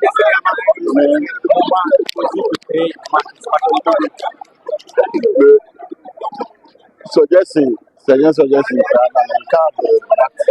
happen. But football, they don't think it happen because we need to make decisions. And it's the research here, and then the fact my best the first one not be the transit can say amateur matches. But you meet in a baby, and then in transit can say amateur matches, and now you have 4 matches. So I don't know where this rumors is coming from. So we need to have our backroom staff. The coaches, technical team, what is going on at chair. That's the most important. Say you have 3 matches, 4 matches there, and only get news. Christopher de Menya wade etudwa enso ewo ho. Yemfri kotoko asemuni enko House of Work asoye. House of Work so the NCC of House of Work Oma Thomas had a regions nyina omo executives for the regions nyina so on Saturday omo embra for meeting omo ko discuss the way forward of a House of Work basabre de wo management level yemfa tudwa se salaries no se say there by next week togbe ene mpanyifo eye nhihia wo metimetua salaries ne bi e de free o e de amatim no eno ne nhihia sabre aba betodwa so mo ye nhihia de ato na salaries na aka ekire ne nyina no wo metimetua bi e de free o be ka eno de betodwa se place ne bi egidie se e wo se wo mutimi ehwe na place no wo mo salaries no wo mo eboa bronya ebe wo mutimetua bi free o e de amomo kuma se Asante ko fabu census wo mo se sabre problems na emu e face no wo metimi aye ho adwuma enunti omo pesa man for come board no mo koye registration no enunti se say the fabu census no method of registration no wo de eye process ni nyina asanso abebiom se sabre obi anko no nko register now mo face problems awodo e de for registration no say de nyame ya adom wo matimi ekiremu a wo ma solve sa problems ni nyina e de for to register now na problem bi a from a wo mo ebejo so no matimi aboa Bismarck College say sabre me front to enim Bismarck College say wasi admission no is in progress course den wo ba no kwa kwotro wan pass wo ba no pese osan so tworo anaso pese otworo before the school no ebe tworo a Bismarck College say bra admission no is in progress na fe be register na oba no omo nkyere na de courses a wo mu eyenie general arts, general science, home economics, visual arts, business. Ni nyina no oba ye bema mu nimdie na wetimi akwa akotro. Eni teacher ni so na eye Bismarck College wasi eye exams no process no o ma hyase. Hostel facility or emfa on region bia wo bia no obetimi aba na watimi abetro exams ni bi se Kumase anase Sunyane. Opemu nchemu bia number way and also frame 0555 746699 0555 746699 Edino eye Bismarck College ye echeso kochro wasi exams no e general arts, general science, home economics, visual art, business obano ebe pass CFAO Mobility Ghana ope kartai atwa eye CFAO Mobility Ghana and also call masweye kartai ne commercial ties and your private ties ewo ho tie no ye ebia years edi ye de edi ye de ye ne this year ye de end last year ho ye de end last 2 years ho ukwa ye be chechomu ne ma tie papa ne de gu car na se apart from no ope car na ato se ope Mercedes Benz range ben and ope biato ope E-class, ope C-class, and now ope GLC, ope GLE. Bomade for niche CFAO, yebebo. Mitsubishi pickups ni bi SUVs no, and ope biato te se Outlander na. And now ope car na se die enum fuel no, Suzuki no, and ope biato. CFAO Mobility Ghana. Jamia ya dom warehouse unya forklift ewo ho. Ebade no problem. Ko CFAO na yamboa Shackman any fuso trucks no and a pebiato CFAO you were doom ye ben KMA office no your number is 0501 353 717 high sense sisabri bronye ba ofie ho e wo se ho ye complete unya television unya gas cooker washing machines smartphone sound system water dispensers microwaves blenders rice cookers, kettles, irons, air fryers, and a pebiato. Ye best also ma warranty our hundia. A high sense, dear, and also copebi. A quality. Didn't quality which say the nyama papa and a day aye. Energy efficiency, affordability, style, best technology, and a day, and a best there. Quality na pa a high sense, and a was koto. For when it's Toyota Ghana Limited, ope Toyota cars ni bi anato, Toyota Yaris parts and apebiato, Toyota Tundra, Corolla, Camry, Land Cruiser and apebiato, ne parts na. For when it's Toyota Ghana Limited, Hino trucks ni bi and apebiato, Lexus parts and apebiato. For when it's Toyota Ghana, you better about 50% discount. From 20% to 50% discount. When sabeti miaka, uka ni gearbox no, how? Uka ni engine how? Suspension how? Electrical problems and our Toyota Ghana Limited and also commercial. Jumedie on the 15th of December. Na bane wiye. Your number is 03220 26375. Wo for number we swa ye bejo so.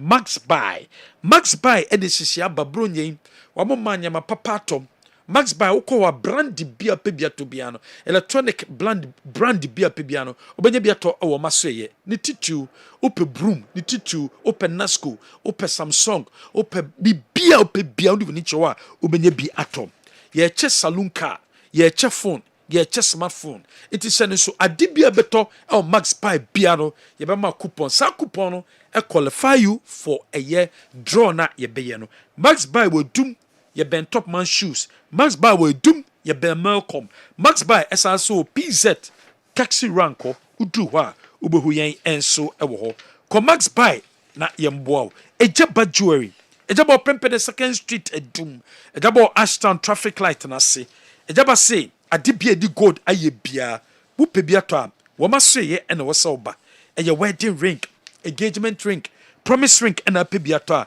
for when che ejaba jewelry 0277 10488 amachi dede 50 years in music jubedie no e baso serious ye kwakubugi ye kosa ewo ho ene ti sene som na amachi dede jumedie no wo so brebi amachi dede wase ohene makisi wase kwabena wase na na champon famiye ene samini ticket 300 Ghana 500 Ghana and 700 Ghana sene so 28th of December Hebaso Company Limited at the Hebaso Criminal at the Abidjaso. Kope Hebaso Criminal be na apply. Who apply Hebaso Criminal be opinions no ho after 30 minutes corner ko wash it. Who was you na just a breadthrough someone your bano eba beshimu. A honey nije ni beba any drugstore any chemical shop bia bekobiano obenya Hebaso Criminal biato. Woko na wenye bia bomade na freye ye beboa ama wonsa etimi akebe. Hebaso Criminal de eye papa. Wo yusu bia unya any side effect bia.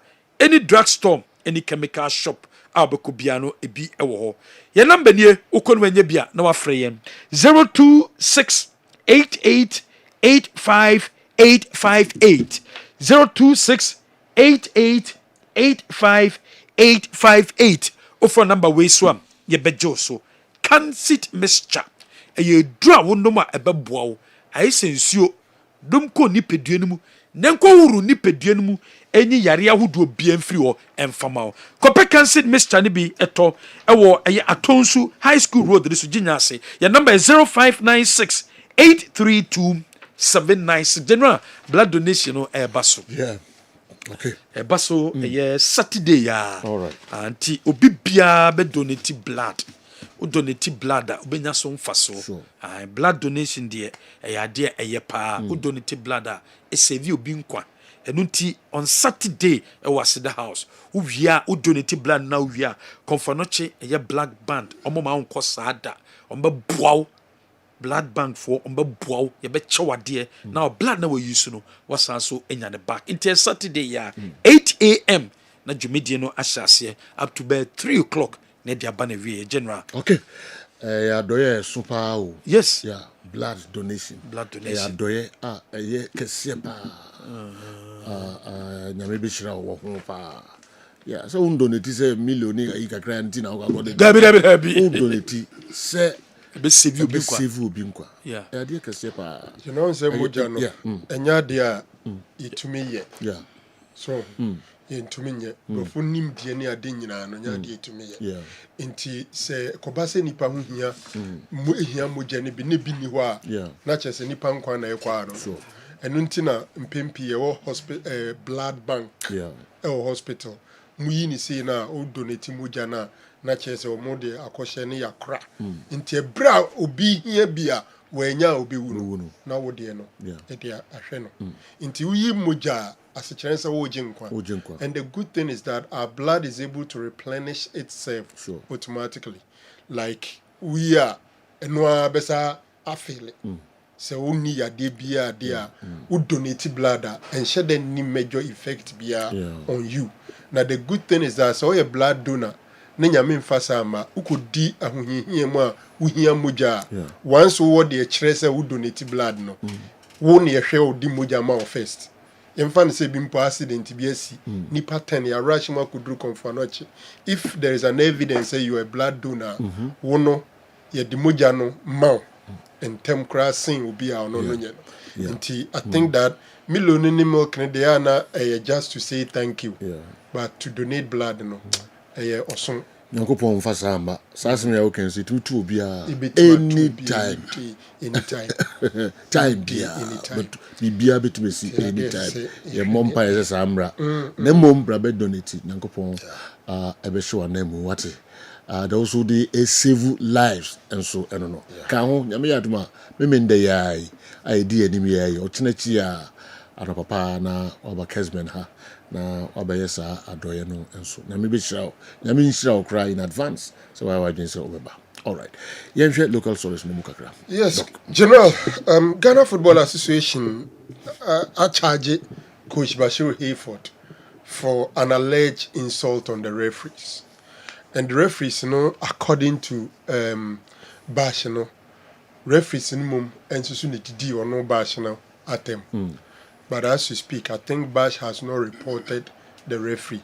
But I think Commander Kamia Kwese referees are reported Bash. It's the words of Bashiru Hayford against the words of the referees. Until you and I were not there.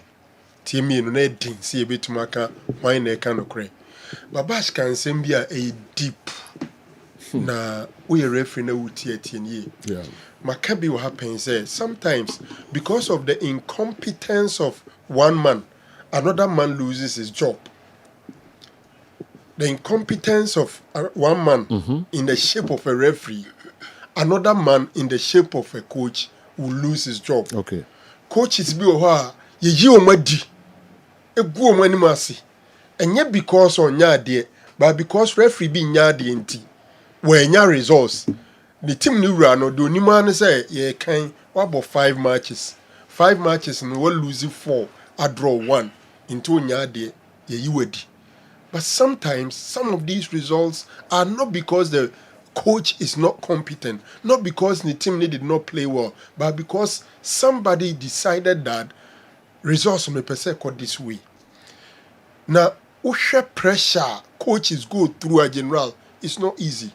One big coach once told me, say, Ojira bench na game no se na esiko no otena se hwe se ni din owo ene ni bibia ni ebeka se nti ono or the team ni call relegation afi na awo like bibia tiagu no so sometimes edu bebo say na say on trap pitch no so because ne body ni shaky ne nine air wo so the legs could not carry him ti bibi na bo ano na afi do call back kotna na kunya so otherwise ke be hunu no atena form you see Rafa Benitez SM atena a pitch no so turf no so egu like say no sit no be anim obeka say be e fe the pressure coaches go through at the touch line. Pep Guardiola on Vanimo we to train anim nyina we na nanim inside general coaches go through a lot and tinye easy.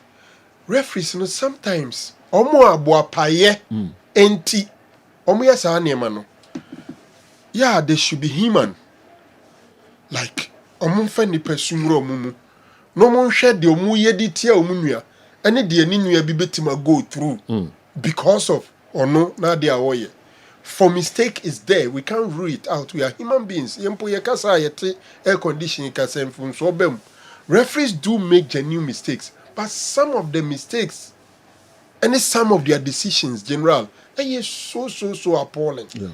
Say, ball Koswa, na commentator can say, referee no SSO oji penalty into obeje, you know, enche, ko obeje, ampa no oji penalty. Ball no so nya penalty. Na waje, ni akobo, yebeye de obe wana oda su jina mu di referee. Because okoye ni painful be adwuma na ma. For me, Bash it's possible. Me I know Bashir Hayford. It's possible. Zampa Udidi referee na them. It's possible referee need the D na them. But then someone can say the pressure they go through. And if you look at Bash and his age, now it's our pressure we call so. It could be anything. Yeah. Until referees, Madama. They all make it reference offense. Offense, yeah. We all know. The story was that Umudru Hospital, no, but the moment we are close to the story and say, out of pressure at the bench, he went off and never came back to life. In the year. And there's so many insurance. insurance no medical ka say you can look at it in different perspectives. So often is insurance in say there unsuro bro ye bu na sabi unya bibia ubetima akwaji sika ohene menye sure say no nti kra no mo de bae sade be ya ubehu ni say wadwuma na wo ye no sabi udachi say woni abri nyina bia wo pesika say dachi asem to wa be den ya ma insurance nti kone ko din yie sade be ya dachi bi asem to wa insurance no will take care of you and your family. But the insurance is not there say ye boa ubenya skenti ene obeye de open ya bo no nyeska. The moment you go that tangent it's wrong. Nti amfa ne mansi. General House of Folk supporters say omoko emergency meeting. Yeah. Emergency meeting cry long overdue. 3 months. Minim the main subject. But no crew mini say supporters na nkasa tia dache. Na has in painful team ni show munsa ni titiri from 2011 to gba afede ebe take over na be ye clear say team ni ya nkran bi dia respect us of what is deserve they are not getting it nkrofo ba edu ba bi ayi o de say Nancy a chairman of free sui chairman be Elvis Herman oh okay okay edu team say no open time free so because what try start be mfa on the board on na yin film only the demonstration one year there one year what adwuma no kra fon it do have been adwuma na fon he was so eager to leave but sometimes back be the chairman of House supporters group is so prestigious but I could do level says only dom one echi yeah abranti ya wabe yalaji who team say he's too enthusiastic ejane womu ba meeting time yentimi to players kraka meeting omoko ne sen omoko ye na omako put pressure on management and sometimes it look like the head of the team is not easily accessible like unya numpo na odo asema kotu nanim den say bia how supporters lead and paying for people mu here to be e kwa be no be fa so anya to be na nke bia eni dey kwan so adwenkyere any day kon betum di team na fa so manya kra na be yeden and nkrofo ewe animu a omo ya shield no the supporters know say omo ka bi enkosi aga emfa hwema iti let's see and hope so omo meeting no omo koye no omo betum wi a de bepiem no so omo ni mpanyfo na be kwa akokasa the first thing is to seek to the welfare of the players na players na ketua no muntua mom na fe kon be fa so mbehwe na timranya ne ntoma pa ifra no manya omo de won ma didi dramani didi mo start everybody says team no is playing well and indeed House was playing well. You could see the enthusiasm around the team and it was going on but gradually bibi ejego yeah obe any day a day motivation now be can actually player no when the player is angry. Nti let's hope say omo meeting no bibi be pie maba okay and ebeboa finally on Kotoko any feature stars General Kotoko behaved like a big club yesterday. Oh so yeah that's what I'm saying. Okay you see so you're bigger and near me ya dinsia string be able pulling the kwa be able fast so na kire o level omo ko man ko obi but there's a quite feature stars for the more fast on General Kotoko chifa ne bo management members transient technical team division 2 hey then chair division 2 for at house for obi mai akoyi o mafrim o mbe yi Kotoko so afrim round of 64 MTFA Cup now after round of 64 Kotoko ne has in afrim about 2 or 3 kilometers away from Adakojachi. From Adakojachi. You can't put it better than this. Maybe I'll go on here 2 or 3 kilometers. If you had gone the other way. Then they give you a crew. So, feature starts when you go after so much first good, I would go first. I bet twice was then never see the address. Who is like a head, me roll. The address can be another MC for now. In the midst of tough time, some way, somehow, they managed to eliminate them. Yeah. They managed to eliminate them. Omunya Kotoko here no mumpeje team ni modim. Yeah. Because a division 2 side there Ubresia and Semfata utie supporters no nsɛm ɔmo ka ɛnhyɛ nkran. They have to up the game. I'm sure say Kotoko benya nanka break a bantem krana omo enya ahumje kakra no mare. Now they've cleared almost all their outstanding matches. Until every week they would also play. Fabu Census General. I keep talking about this. Now I'm saying so more resolving the technical challenges near Adina and Nkrofobi donate. One thing I say Kotoko from penny for the Fabu Census from penny for ye and say census ni sika na so mama supporters ni hu dwuma AD general so momu ye ka se ya na ye se bia o Kotoko youth team ni kra no o manya bus sa bus ni de Fabu census sika na toye ana astrotev no mu ye na o mu agyae no Fabu census sika ene ye de ye ana Fabu census no ye de aye we they have to invest the money in a way that is visible. Ebe motivating Crawford say sikana yetuetu and the idea etumi ayeni. Accountability they know they are doing it. Even or register na co system na be hu sikaba. But it's on the paper. Yeah. Then every moaba sikano mo de ye den. Ese se omo de ye bibi man Crawford hu say Fabu census sikana adwuma ayeni. No crane say wo di kotua salaries and how the kotofu egu bas me de call there eno na your primary name enti so mo money bre na sika on be generate no they should do something visible I betuma ka say ye tuatua sika no Fabu census sika no ade a yetumi de ye ni enti mo fa bimra ne emfa nko ye we.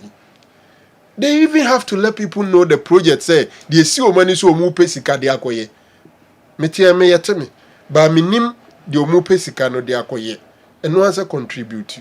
They should have a target and let people know that they are raising money towards this target.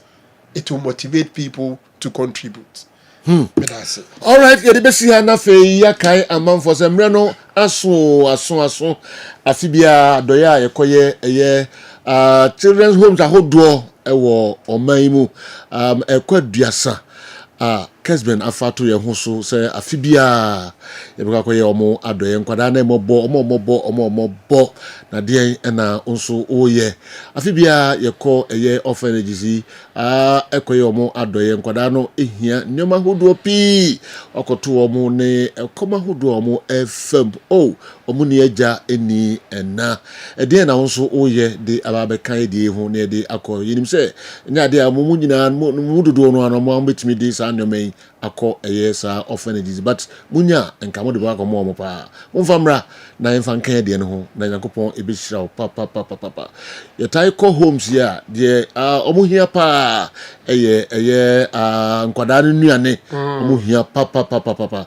sanso na diapers ahodo omo hia anwa emo omo hia nsamina ahodo omo hia doko omo hia nyoma ahodo pi beba nkwada ani age pa ocho fa de no bra na enfankan de ho na yemfan koma sa homes ye be chase de free mampon babies home and afi other homes ka ho fa de be ka ho nyankopon be hyiraw san hyiraw yi eba instantly de bi ameka ode maya na hyira no ba wa ka ho fa de bra obaba na panifo e wo Kessben security post wo from wa almost table kama e wo ho na wachede ya ode babia no enso de abraye na e de akọ masa ama orphanages pamcho se wo baby na se ebia hamaye no be hadwen kakra wo de friend na yankasa entuka na yemefa de ode ekomankwada nyina no yemfa emra no so anafe akocheche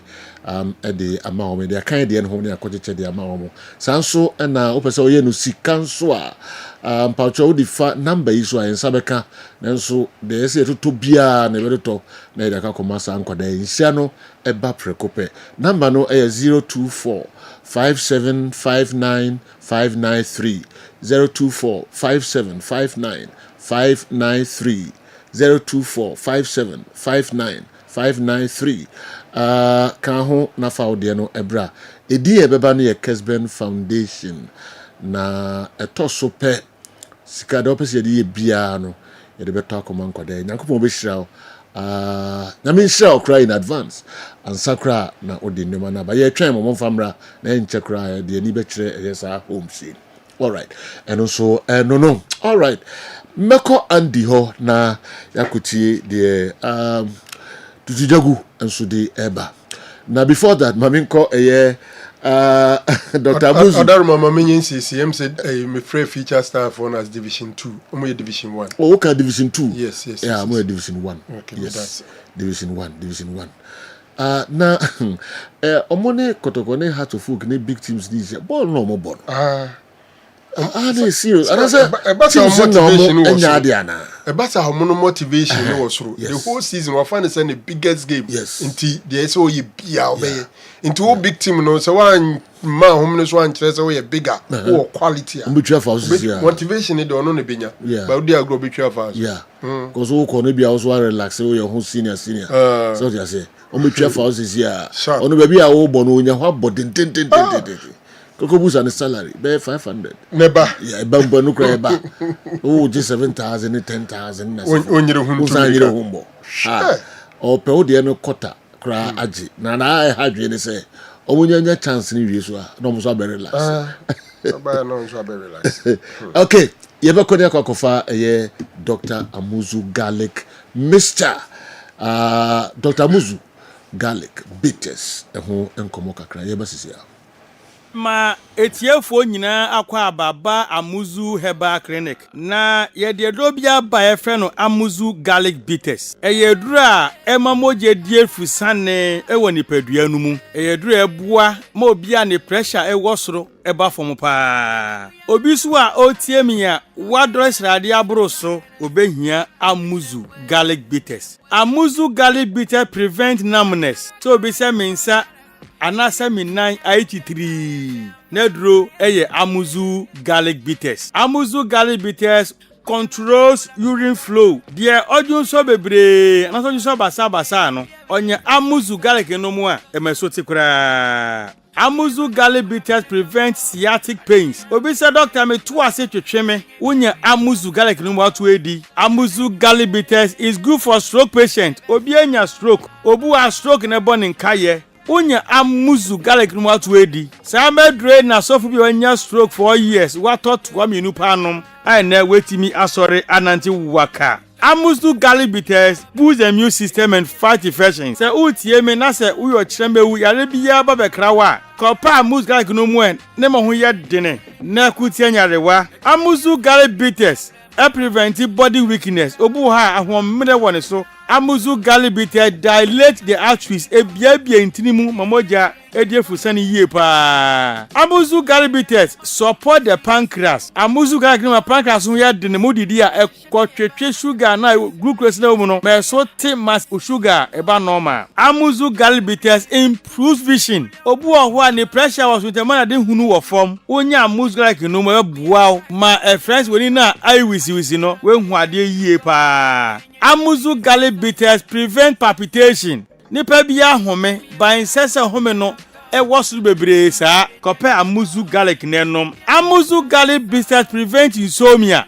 Obu ha obre panse wada ye frade bi zinc ene sulfur e ye rich Amuzu Garlic mu ye kogu mu a na my body ne home na home bo se nche na wada enti de na ho edi ma no kope Amuzu Garlic Bitters nenom. Amuzu Garlic Bitters rich in allicin and selenium, which helps improve blood circulation on the male sex organ. Inti bema osi oda humachi antini bema nkano. Kopa Amuzu Garlic no mwe. Nimomoja ni die fusane enko bema no hunadachi ya watini nka. Amuzu Garlic Bitters is rich in agioni. Ena musa agioni ninti ebo ema awodi akwa no ho ban ema sebuo ema kosu atuo nyina no emoni nyina kosu kama enti oba obunu se a embe yie obehia Amuzu Garlic Bitters oba on person na wo eti kosu hia Amuzu Garlic Bitters uko drugstore pharmacy anase herbal shop biara obenya bi ato upedro semise bi nso a no afra mi nama eye 0247 776743 0247 776743. Amuzu Herbal Clinic, Mauji Hiochalo. Okay, yensan emamu nyina akwa babiom Famra midfield action program so Kessben television Kessben 93.3 Kessben 92.9 Accra news among 4p and so monitor program or DSTV channel 364 Go TV channel 121 and crying Kessben 92.9 and so among 4 and monitor program we live about non-co apawosima ediasa ensia pepe meko andikemo na mahedo no so ede eba. Okay, Andy. You know. Now, on the issue of the Kotoko story and what transpired yesterday, it looks as if for the past years, Kotoko story na kwa the same thing. The BR first round, Yama coaching nko, Yam Pamono, Yam Fafufomra, with the exception of Prosperity, the the G League.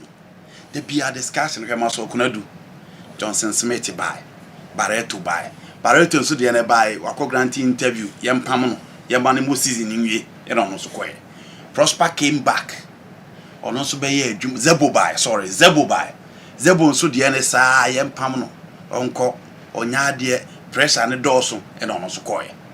Prosper and so buy, or buy a chassis, Kotoko winning against a Kotoko board draw, or moving on next game fans and the chassis born in your fat. Yasha one go pet, one go project, M1 coaching enco, then. Okonya the test time and or done everything against Adriana Stars and or two and Juma so. I feel no so here Juma the corner still I am Kuyi born in your intimate more 5 passes together. Players say Kumaho, we more could see players here in discipline. Team no the same storyline and they are this is our storyline as to be. Players say Kumaho, Yam Pam coach, Omunjiro, but you know. Adia ba kwa players na refine obi an kan tell me catch them. Coach Karim Dito can leave because coaches are hired to be fired. Yeah. But adia ba kwa mom refine say Kotoko omo history of sacking players. Kotoko omo timi sack 21 players a season. Into players no they shouldn't forget say performance no more done at the end of it all they will be evaluated.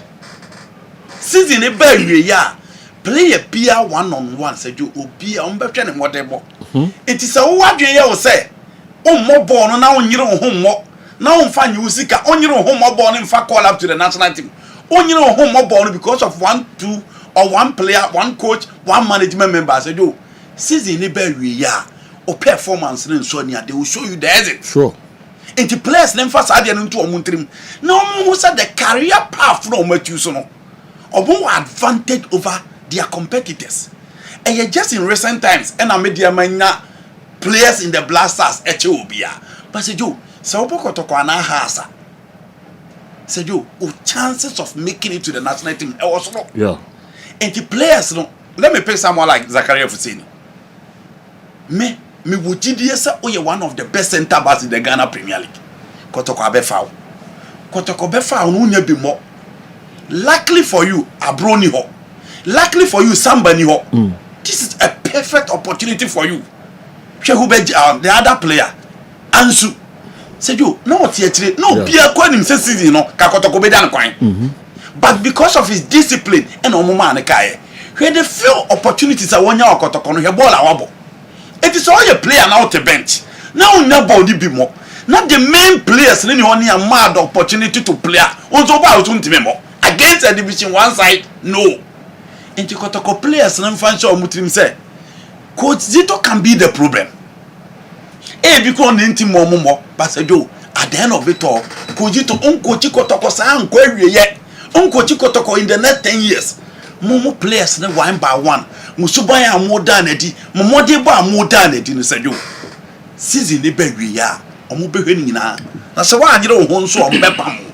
Now you crow man and the heart of folk. And intimate to your players, okay? And you know, imagine the other things.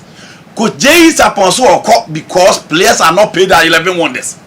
Into players, this is a perfect opportunity for you.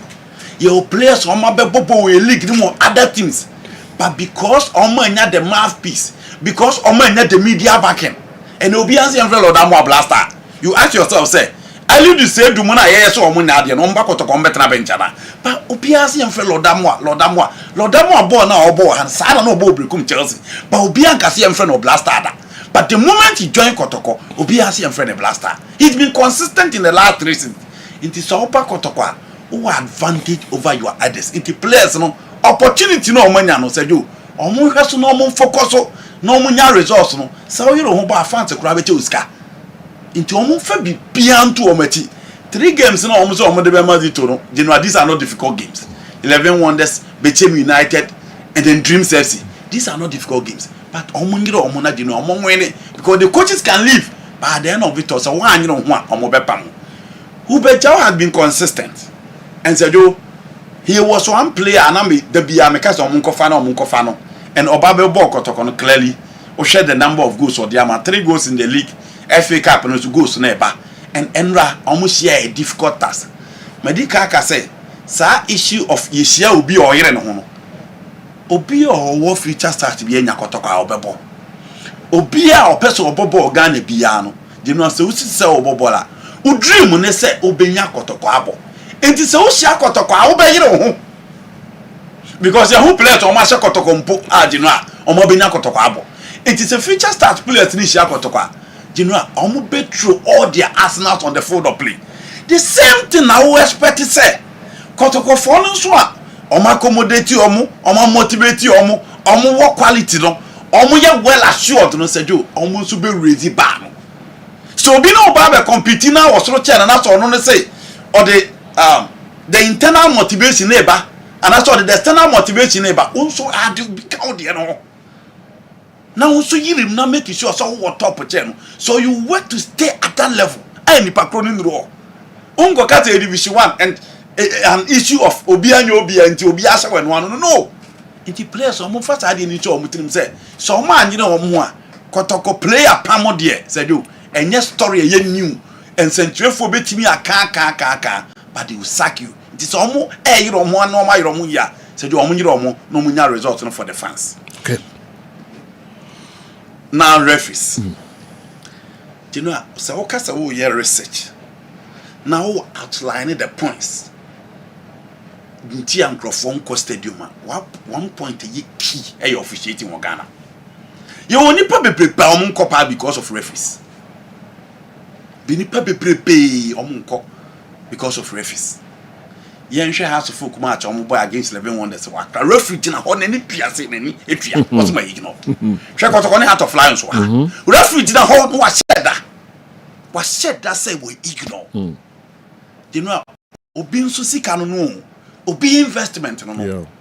Yenim Crawford mo kro mo for because of referees. Tony Ebo one granted an interview and he said that. Samson and Crawford bebrebe say oh kopa ya referee na the scholar na se ne botom no de ba. Inti ball na okwa akohwe nkonya hwe free.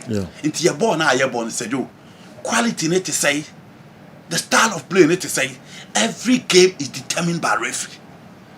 And Savango kai Tejo in as much as say Emma coaches ni be lose or job they may be so much fans because a bit more that see win. But you know, yeah, we should be human enough and think about the coaches.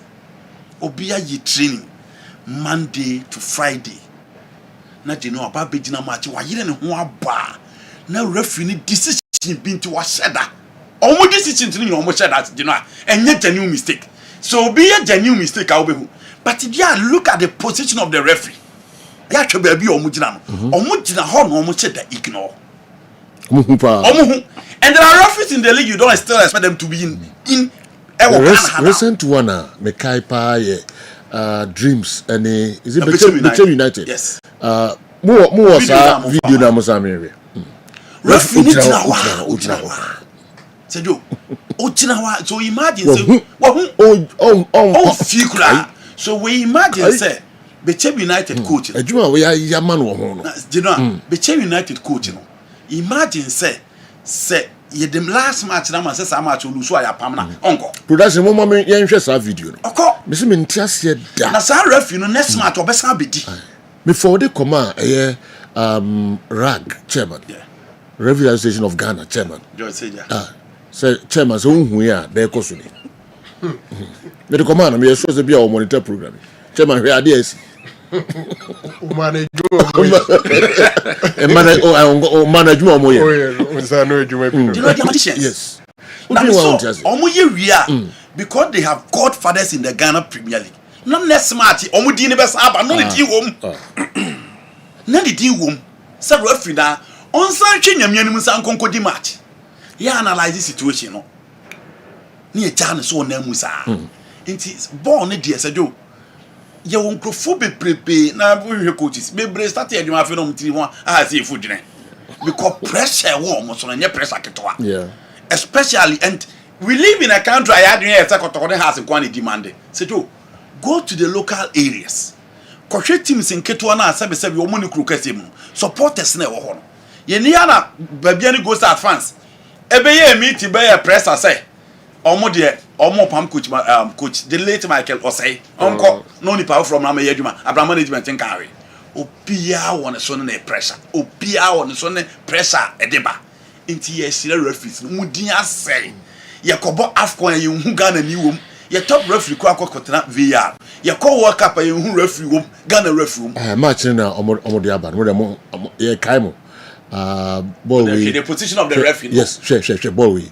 Referee now, or Sanko soon, but you proud or command a car craft for diving.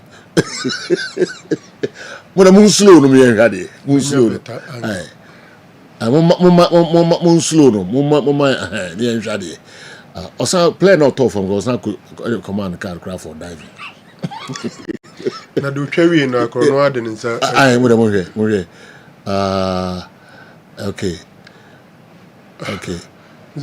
Or 10 years. Between the ship pink. Between the it's a move, which is aye. In terms of incident. Television. Okay. And away pick a ball.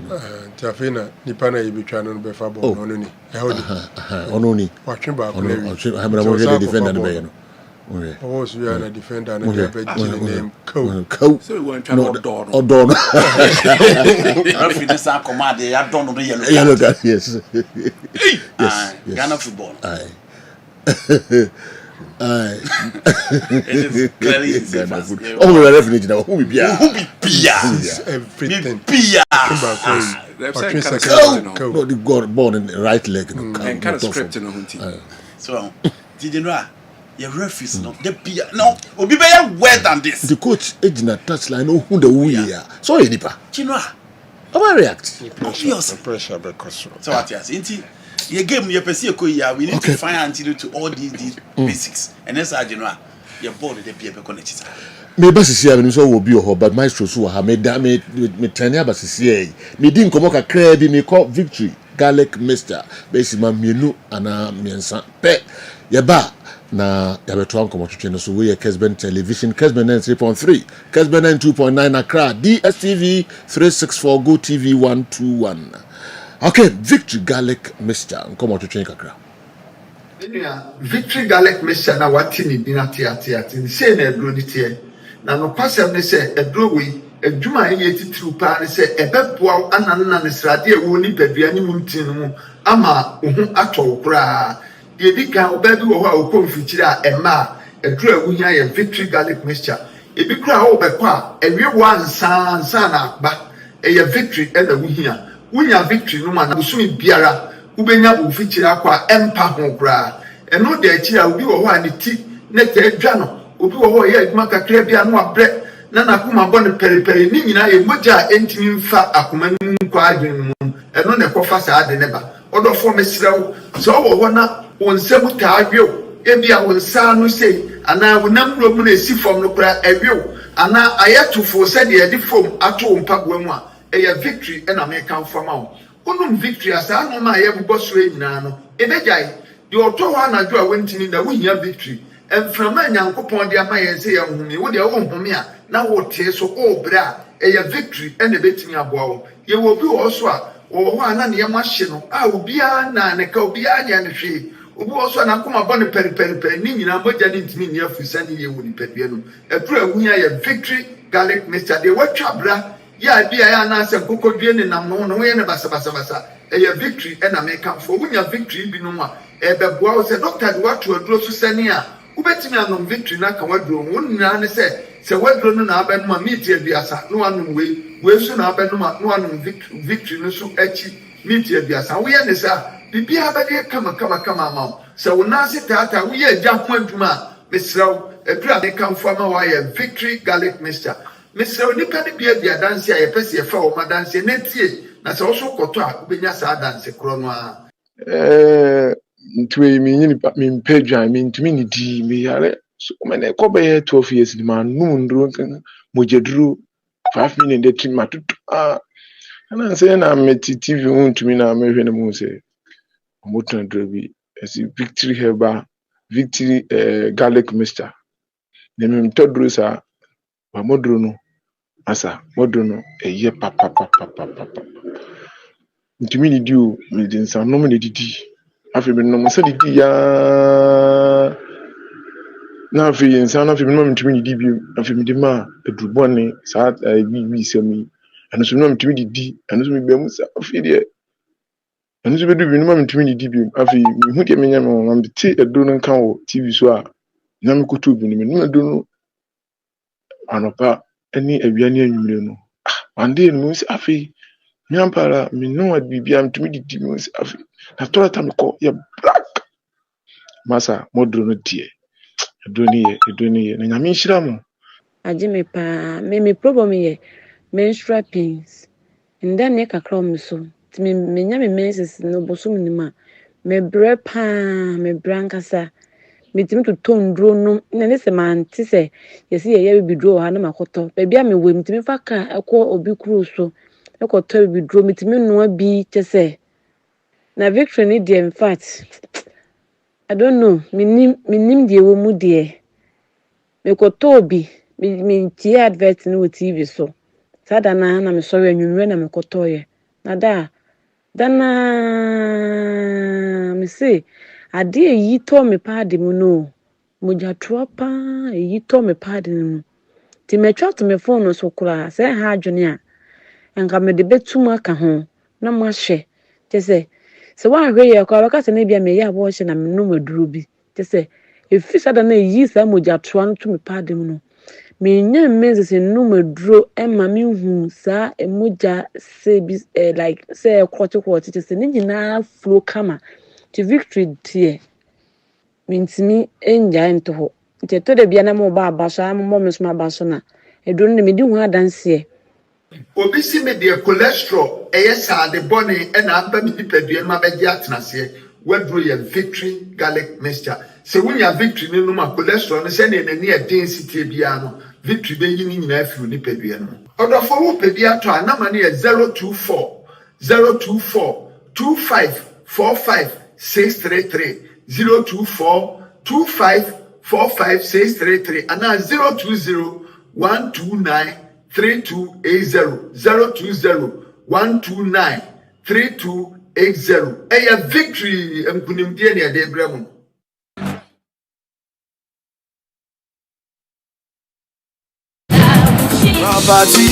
property to papa Ghana ha if you be a property electronics woman no e mani chie ene ahoto property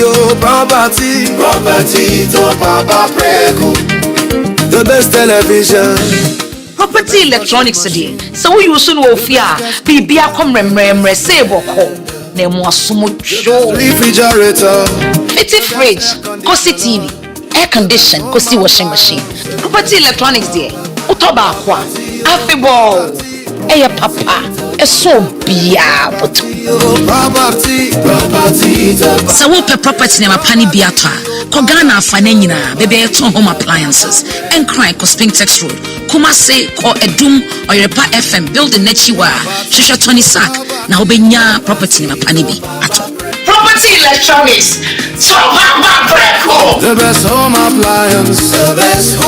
appliances Okay, yam right na fe yam wrap up na mpedi mu na DJKA and so meto aso mfa mayen doc abranta abo you say some say maestro they say well producer angel me producer me ni mi na kwa America okay 209 yes I say no abosi okay moko bom Joseph Obia fly different. Okay. But they the same bout. Okay. Joseph Agbeko King Kong. And Anekoko. Yeah. Na in Florida na. Florida. Yeah. Okay. Ne free plane mu si ya no bia sa. Agbeko for fight. Florida Okrobians yo. Maestro. Too much. Angel FM.